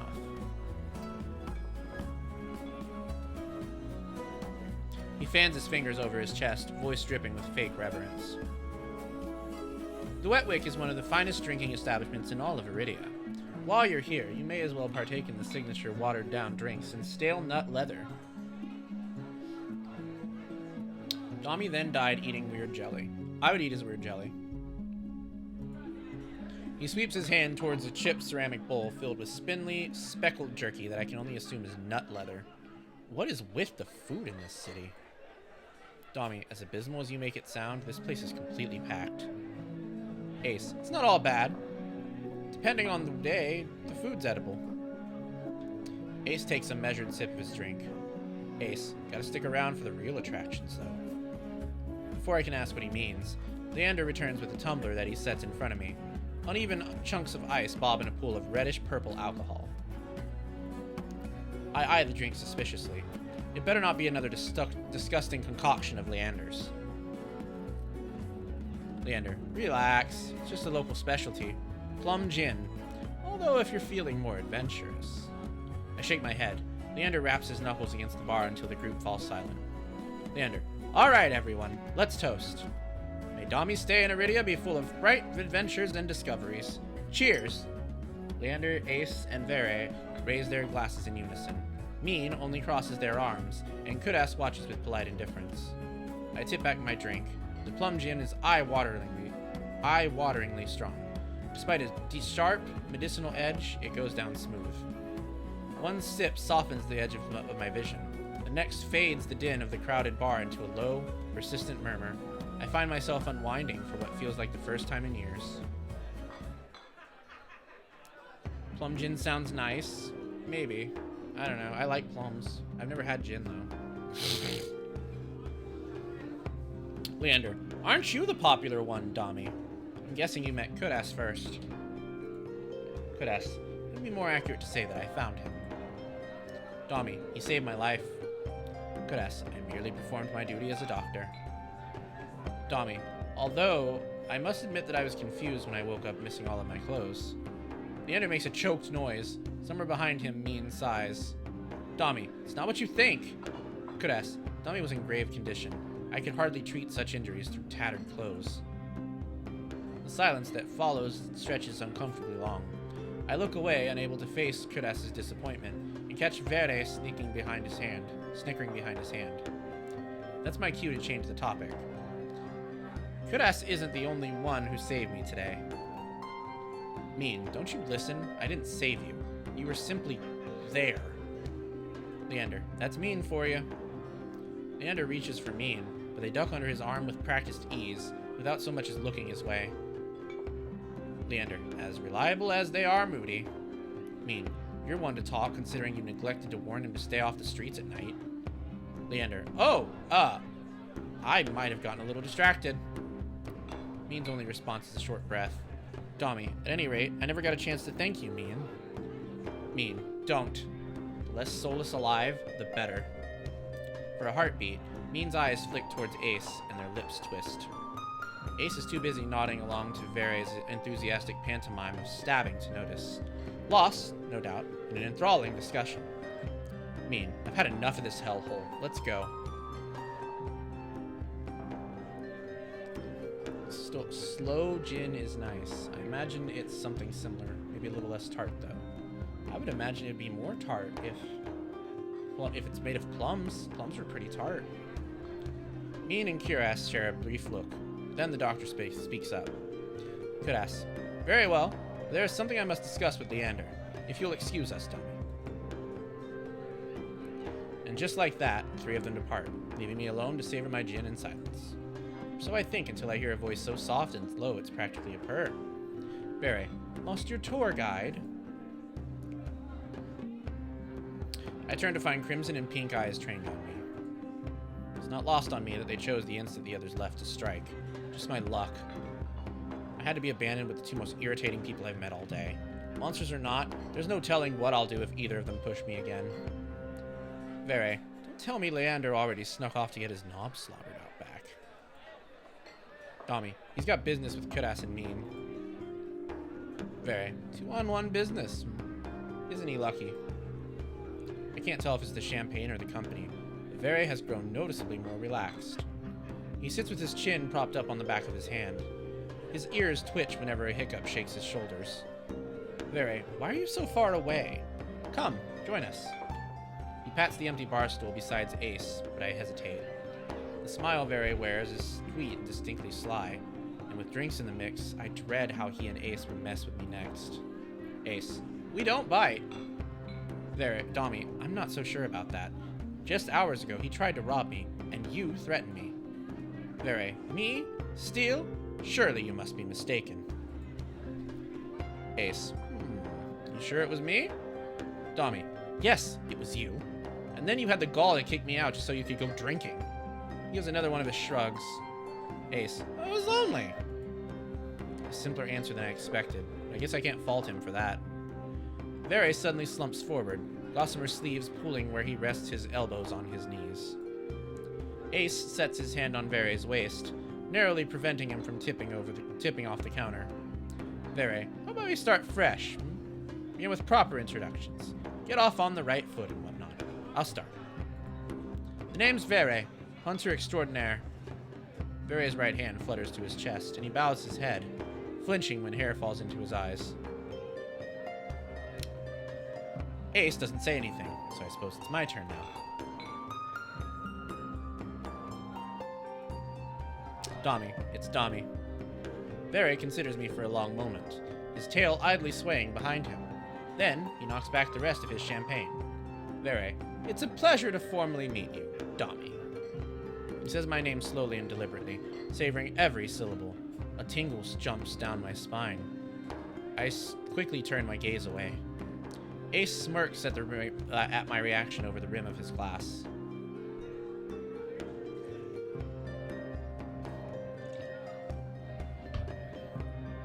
Domi, something funny? Ace, nope. I open my mouth and close it just as quickly. They want me to react, goading me into another ridiculous game. While their sharp, cat-like eyes keep me on edge, something about this tension is fun. It must be the gin. A flash of white over Ace's shoulder catches my eye. Across the bar, Kudas heads for the door. I don't see Leander or Mean, but it feels wrong to let him leave without saying goodbye. Domi, I'll be back. Vere hums and wags his fingers at me as I leave. I slip through the crowd, careful not to touch anyone, but just as I'm nearing Kudas... Domi, ugh! I stagger, shoulder checked by a man with a neck thicker than both my thighs. He stares down at me, nostrils flaring. Roughneck, out of my way, shit stain! My words spill out on their own. Domi, you watch it! I regret them as soon as they leave my mouth. That fucking gin! The roughneck wheels around, shoving a bloodhound out of the way so he can close in on me. Roughneck, what did you say? He shoves me backwards, sending me stumbling to the sticky floor. I'm fine, but my heart leaps into my throat when I see the roughneck bearing down on me. Bloodhound, you trying to start something here? The roughneck freezes, his fist cocked back. A group of bloodhounds called by the commotion circle him, sizing him up. For what feels like an agonizingly long moment, the roughneck looks from me to the bloodhounds. Finally, he sniffs and spits on the floor next to me. The lob narrowly misses my cheek. Roughneck, screw it! Too many freaks in this circus tonight. He turns his back on me and comes face to face with Ace. A dangerous smile spreads across his face. Ace, you'll do. What happens next is a blur. Ace's fist crashes into the roughneck's jaw, causing an eruption of gasps, shouts, and even cheers around us. I scramble to my feet right as the frantic crowd swarms around me, cutting off my sight of everything and everyone. Through the ruckus, I hear Leander shouting, "Hey! Hey! Ace! Take it outside!" Ignore them, everyone! Look! Drinks are on me! With those 4 words, the whisk erupts with hoots and hollers. The ring around me disperses as bloodhounds and onlookers rush towards the bar. Through the thinning crowd, I catch a glimpse of familiar faces. Ace vanishes out the back, dragging the roughneck behind him. Kudas lingers near the door, searching, I suspect, for any wounded before he departs. Mean draws their hood up tight as they slip out the side door. while Vere leans over the counter to swipe a glass of wine from behind the bar. And Leander, seated at the opposite end of the bar, gestures dramatically and apologetically at the bartender. In the space of a heartbeat, I realize there's no telling when or if I'll see any of them again. Whoever I pursue may be the last person I get to speak to tonight. I follow... Damn. This is hard.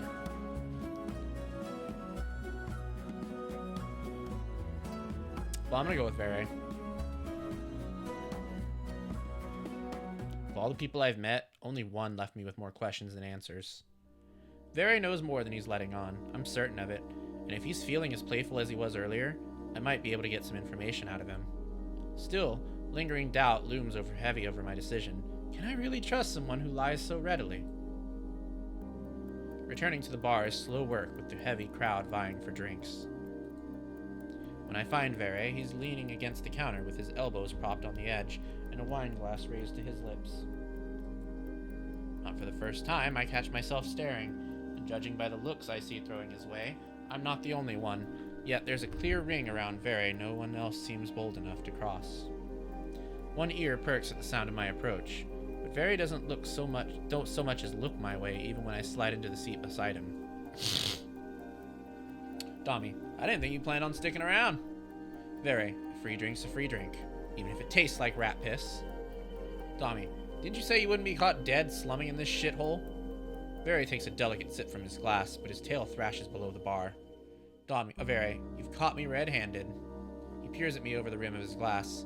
In the low light, his eyes glitter jewel bright with amusement. However will you punish me? Domi, I figured my company's punishment enough for you.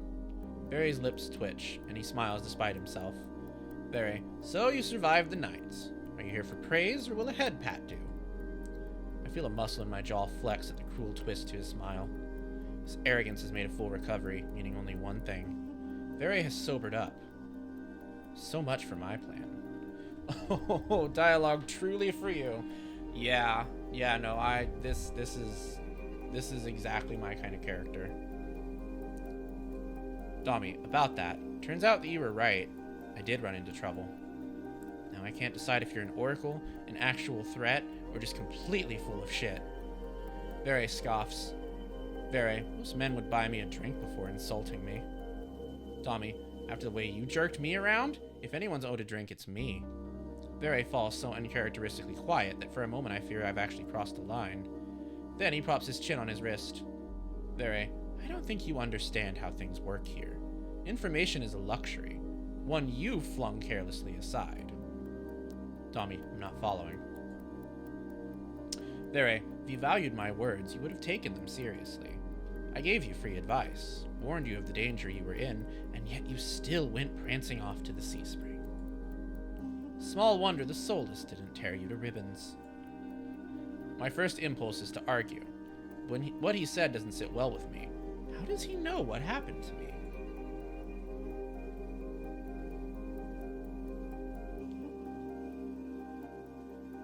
Let's go with what soulless.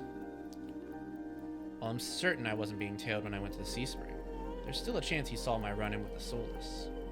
Domi, how'd you know about the soulless? Did you follow me? Vere, of course not. Domi, then how did you know? Vere, I have a very sensitive nose, remember? Right. How could I forget? Do you normally greet people by shoving your nose into their laps like an overeager Labrador? God damn, this game is horny! For a heartbeat, Vere's eyes grow wide and flat, and I would totally let him shove his nose wherever he pleased. Then he laughs under his breath. Vere, only the ones I like. Vere trades his empty wine glass for a long, abandoned tumbler sweating beside him. Soft lumps of ice bob in the watery dregs of whiskey. But the truth is, I despise most people. His eyes flicker over my shoulder, and thin as Leander's boisterous laughter erupts from the other side of the bar. Domi, what about me? Now that we've started off on the right foot. Vere, He turns, angling so he can look me over. His gaze is astonishingly, agonizingly slow as it glides over me. Finally, his lips work. Vere, I haven't made my mind up about you yet. To start. Or so I think, until his eyes slide away, and he turns back towards the bar. It's not Very's attitude that bothers me. No, I expected that of him. It's the fact that I've got no idea how I'm supposed to hold a conversation, much less get answers while he's being so testy, and his foul mood is infectious. Did I do something to piss you off? He lets out a short breath. Very, no. Another lie. I'm close enough to catch the subtle bristling of his tail. Very, I'm just disappointed. People like us can't help but attract danger. Yet you seek it out, and for what? Cheap thrills? Domi, I wasn't trying to get eaten by Soulless. There's something I'm looking for. Very, and you think mean can help you? Leander? Are you really willing to risk your life with those dipshits? Domi, what life? You've got no idea what I'm gone through, or... forget it. Start to rise, but... Very touches my shoulder. It's a little more than a brush, but it's enough to give me pause. His eyes search mine, softer somehow than before. Very, they couldn't even begin to understand you. But I could. I could help you. If only you'd listen. Domi, how do I know I can trust you? Very, you don't. But I'm less slightly inclined to waste your time with empty flattery or insults than those two. Is what you desire really worth risking your life for? If you knew the kind of life I've lived, you wouldn't be asking. Very considers the condensation sweating from his glass for a long moment before speaking again. Very, will you trust me? Yes. Domi, yes. I nod, and he rewards me with a small smile. Very, good. Very raises the tumbler to me, then snaps back the dregs. Once he's finished, he wipes his mouth on the back of his hand. Very, let's talk. Outside. If I have to smell Leander's skunky aftershave for much longer, I'll hurl. With that, he slips away from the bar, leaving me to follow the path of his long, trailing tail through the crowd. It's so cold outside, the breeze cuts clean through my bandages, freezing my fingers. But if the chill bothers Vere, he doesn't show it. He lopes purposefully down the street into an alley. This is far from the Wick. The bar's racket is little more than an indistinct hum. The street's as dead as the Amaryllis district was crowded. Did Vere want privacy or no witnesses? Vere, you had questions. Ask. Vere's breath mists in the dark. In the cold moonlight, his shadow stretches unnaturally long over the cobblestone street. Quickly, I've got a show to attend. Heavenly Ludist, as I'm sure I've mentioned. He looks down his nose at me, effortlessly imperious with one hand on his hip, and for a breath I'm reminded of the stark want that gleamed in his eyes when he touched me.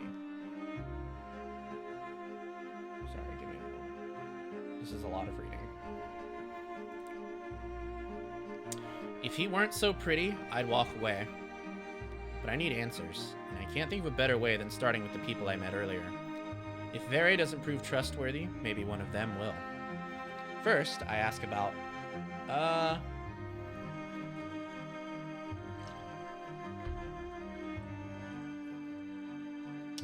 let's ask about Kudas, because it seems like they have some kind of weird relationship going on. I wanted to ask you about I regret speaking as soon as I start. Vere has mentioned Kudas before, though not by name. His reaction last time was nasty, but I can't back down now. Not with Vere eyeing me suspiciously. Vere, about? Domi, the doctor, Kudas. I tense, ready for a blowback, but Vere only flicks his hand dismissively. Vere, a bore if you ask me, but he's popular enough. You know, on account of his massive heart. He winks, as though the stress he placed on heart wasn't already suggestive. Vere, there's always a line wrapped around the block for his services. People can't seem to get enough of his special medicine. Domi, probably because he doesn't charge anything. Vere's tail gives an impatient twitch. Vere, or they're eager for a little mouth-to-mouth with their pelvic examinations, if you get what I mean. When I grimace, Vere grins wolfishly at me. There's clearly no point in asking him anything else about Kudas. They all totally had a night together, bare minimum. Yeah, 100%. Domi, I'd like to know more about Ace. You two seem close. Vere, he made an impression. Not surprising. He's strong, Ruthless, easy on the eyes. Gives it almost as well as he takes it, even if he's awfully greedy. Big everywhere, really. It's simple, but you know what they say about still waters. I don't, but I'm too distracted by the change that's overcome Very to ask. A coy smile plays at his lips as he winds a finger around the chain dangling from his collar. I thought you don't like most people. Very, Ace isn't like most people. He's better, Our eyes meet and Very's tender expression curls. He makes a tiny sound of distaste in the back of his throat. Very, it's more trouble than he's worth. Dangerous, too. Stay far away from him and those red-eyed freaks if you value your safety or your sanity. Domi, is that why you scolded me for going to the Sea Spring? I really don't think Ace is as bad as you're saying. You don't know him. Not like I do. The corner of his lip twitches. They might have a crush. Domi, I've got to admit, I was surprised to see that you and Mean know each other. Are you friends? Very, oh yes. We laugh, we go shopping, and have sleepovers where we braid each other's hair and kiss with a little tongue. I'm beginning to wonder if Very's ever had friends. Domi, let me guess, you don't like them. Very, can't stand them. First time we met, they stabbed me. Slid cold, hard steel between my ribs. Nearly nicked my heart. It was exquisite. The knife, I mean, some sort of antique. Mean's done nothing but disappoint me ever since. Domi, so you're not close. Very, can you imagine me being friends with that crabby little killjoy? Impossible. Not unless they learn to lighten up. Very, and I'm afraid not even a surgeon as practiced as Kudas could remove the stick wedged firmly up Mean's pert ass. Before I can ask my next question, Very gives a frustrated growl. Very, don't you dare ask me about another soul. I haven't got all night for idle gossip. Domi, but I wasn't finished asking. Very, you get 2 more questions. Make them count. So much for being helpful, but I guess that's just how information works in this exhausting city. No more time for idle chatter. I'll get straight to the point. Domi, Leander told me that the Cenobium imprisons people. Did he mean you? Very, Leander's a moaning fool with a throbbing victim complex. He loves to see himself as a savior, but the only difference between his cronies and the Cenobium stooges are the uniforms. I'm at a loss for words. I don't know what surprises me more, the bluntness with which Very spoke, or the venom lacing his ordinarily silken voice. Very, you're asking who when you should be asking why. Domi, says the asshole counting my questions. The look he throws me is infuriatingly self-satisfied. Domi, fine. Why were you imprisoned? Very, for the same reason they'll disappear you given half the chance. I'm something special. Very bows his head, gathering his hair in his hands and lifting it from his shoulders to bear the plain leather collar adorning his neck. See this collar? He cranes his neck, inviting me to lean closer. Looks unremarkable, doesn't it? I had assumed that Very's collar was a personal touch. On closer glance, this thick, supple leather is molded to fit his neck snugly. But the large silver buckle seems easy enough to pry open. Let's touch it. I reach forward to touch the buckle, but Very's hand lashes out. Long, slender fingers wrap around my wrist, exerting just enough pressure to hint at how easily he could snap my bones. Don't you know better than to touch without asking? He tuts like a scolding teacher, but an impish smile grazes his lips. Can I please? Our eyes meet, his thin with amusement. Very, no. You may look, but don't touch. He lets go of my arm. I smooth down my bandages, more to get a grip than anything else. I can't lose my composure again. By now, I'd fully expected Very to be walking away, but the fact that he's still here suggests that he either forgot about his warning, or he was never counting my questions to begin with. Domi, are you saying that's what'll happen if the Cenobium finds out I'm different? I'll be collared? Very, doubtful. They keep me around because I'm the best at what I do. Domi, and what exactly is it that you do so well? Very, killing. He says it carelessly, without hesitation. Very, as long as I wear this collar, I'm made to hunt the Cenobium's dizzying array of enemies. Monsters, soulless, noisy dissidents who grow overbold. I'm bound by their will until the day I die. Domi, that's awful. Very murmurs in agreement. It is, isn't it? That's all you're getting from me. I really must leave now. I'll be late. Domi, that's it? Why'd you bring me here if you weren't going to explain anything? He has the nerve to laugh. Very, it's not obvious. I wanted to lure her out here alone so I could eat you. Domi, you're lying again. Very, and you're asking far too many questions for something hiding so much. He sneers, and reflexively I shove my hands deep into my cloak.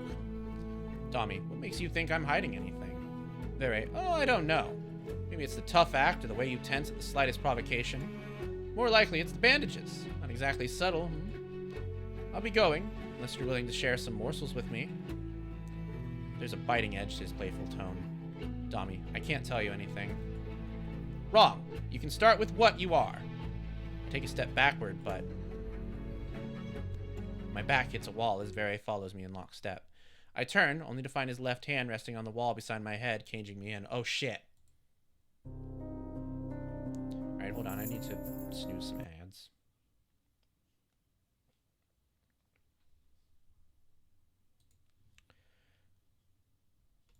Very reaches for me. His fingers curl around my chin and lift, forcing me to meet his lidded gaze. Would you believe me if I said that the eyes are the windows to the soul? My eyelid twitches. Cliché, I know. But let me tell you a little secret. Very leans in until his lashes tickle my cheek, and the warm, faintly spiced scent of his hair drowns out the stench of greasy cooking fires and chimney smoke. There's nothing you can hide from me. His voice is so low, so supple I can slip into it. The betrayal, the loss of hope, the sheer desperation that drives you still, to search and search to no end. I could give you something new to live for. I swallow thickly. How could he possibly know? No, this must be some kind of trick. But for once, Very isn't smiling. Very, all that suffering has made your soul so irresistible. His piercing eyes pin me to the spot. The look on his face makes my blood run cold. I've seen it before. Traveling through the wastes, the lanterns would occasionally reveal carcasses pricked clean by starving scavengers whose eyes shone in the dark with the same ravenous hunger. Very takes a shuddering breath. You're trembling. What if you and I went somewhere quieter, alone?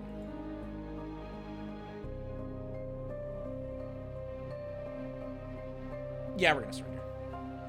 I'm sick of running, of hurting, of suffering. Surrendering completely is the easiest thing I've ever done.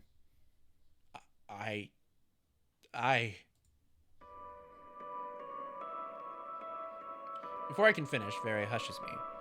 A gloved thumb runs across my lips, bringing the taste of leather when it dips into my mouth. He bends closer and closer. Through the gauzy veil of his hair, I see shadows spread in whirls of smoke, eddies of darkness peeling off the walls and blooming to blot out the moon. Sensation flees with the light, leaving me numb to everything except the sudden pressure of a hand tightening around my throat. Something snaps, and the bitter tang of copper floods my mouth. Very's lips crush mine as he swallows the reedy thread of my final breath. This time, death comes swiftly and permanently. Wow! I actually wasn't expecting he would kill us! Well, that's the end. What?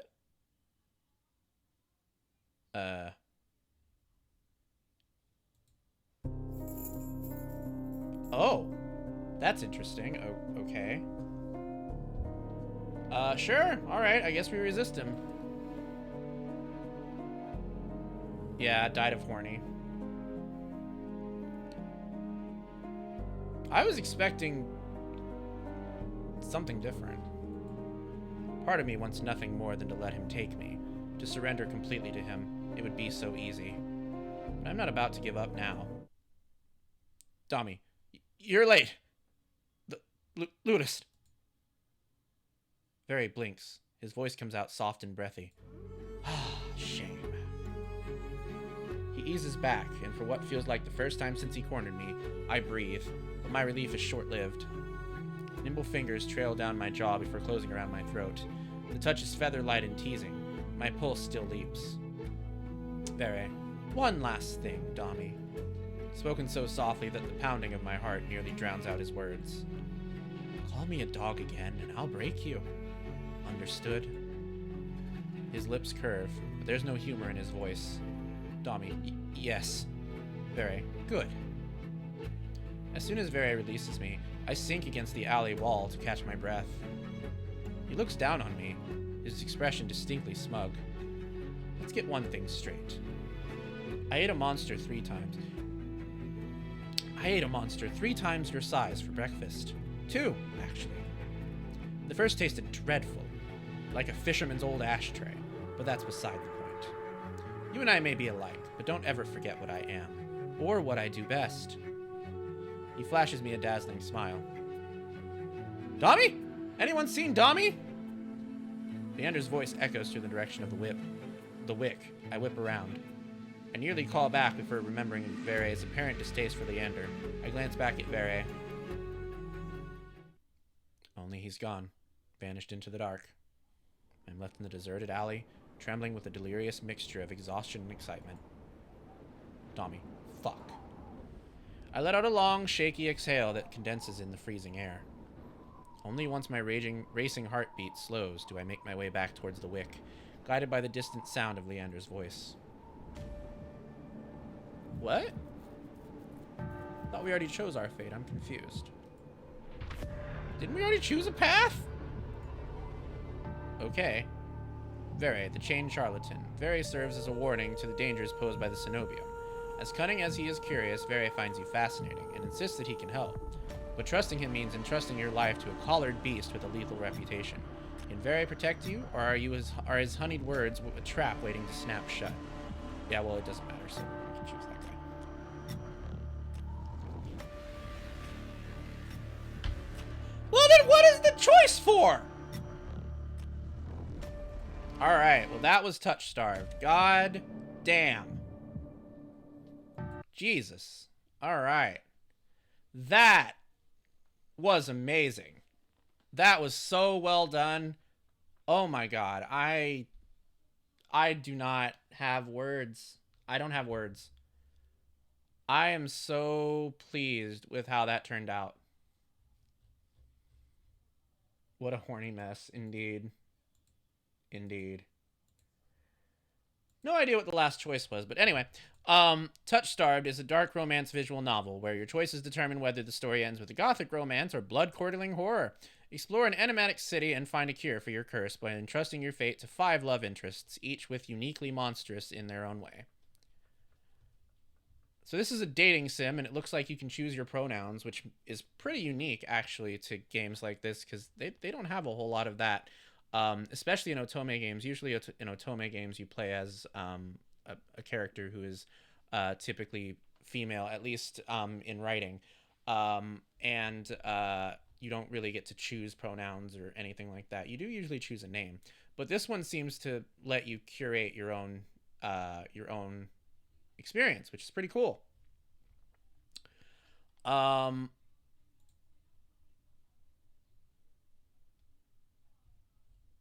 Yes.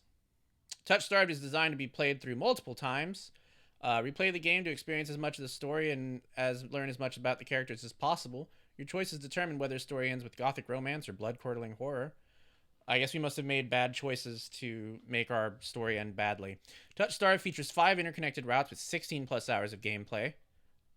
So we saw about 3 hours there. That's about, probably about a fifth of the game, I'd say. With multiple endings for each route, Touch Starved contains 15 plus possible endings. In a world steeped in horror, your decisions determine whether you can save yourself and the one you love. Not every ending has a happily ever after. You'll have to choose carefully, or you and your love interest may meet a gruesome end. Oh, wow. So not only will we die, but also our love interest might die. That is depressing. Also, they have it marketed as an Otome, so this is really cool.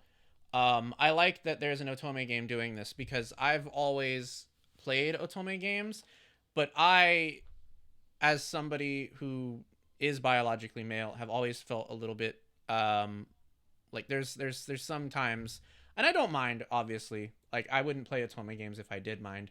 And I'm not that kind of person to begin with. But, like, I sometimes wish that you could play as your player's gender. So this is pretty cool. I hope that more games start to do this. That can happen in Hakuoki, by the way. Some of them are pretty awful, too. Oh, perfect. Excellent. All right. So that's Touch Starved. Please check it out. Give it a follow on the wish list, etc. I think it had a Kickstarter at one point in time, but I'm pretty sure the Kickstarter is over. I just am in awe of how good that was. That was so well done. The monsters clearly are my type. Leander vaguely intrigues me because of his boobs, but there's a lot of boobs. There was a lot more than just Leander's boobs. Very well done, just all around. I am so excited for this game. I think we're gonna end here. That was a whole lot of reading, and my voice hurts and my jaw hurts. And I think I need to go lay down. So we're gonna end today's horror blowout here. Thank you guys so much for coming and joining me for more of this. We will probably be continuing this next week. Maybe we'll be able to finish, who knows. So fun fact, that Every Time We Touch cover they have has Dan Avidan singing. I don't know who that is. And for some reason the cover wasn't there. Or, I don't know, maybe I didn't get the right choices to see it. But that's neat. Tomorrow we will be playing Metaphor. Metaphor was requested by a lot of people when I made my schedule on Monday, so I do hope you'll come out and watch more of that. I greatly enjoyed playing it last week, and I am so excited to get back to it. And that's pretty much all I have to say. I have to go pee, so I'm going to make this very... Oh, wow! Oh, I'm going to have to tell Mel. She'll get really excited about that. She loves Ninja Sex Party. That's wild. I didn't know that. Thank you for telling me. I will let her know. I need to go pee. I'm going to pee in this chair if I don't go pee. So I will see you all tomorrow. Bye-bye, subbies.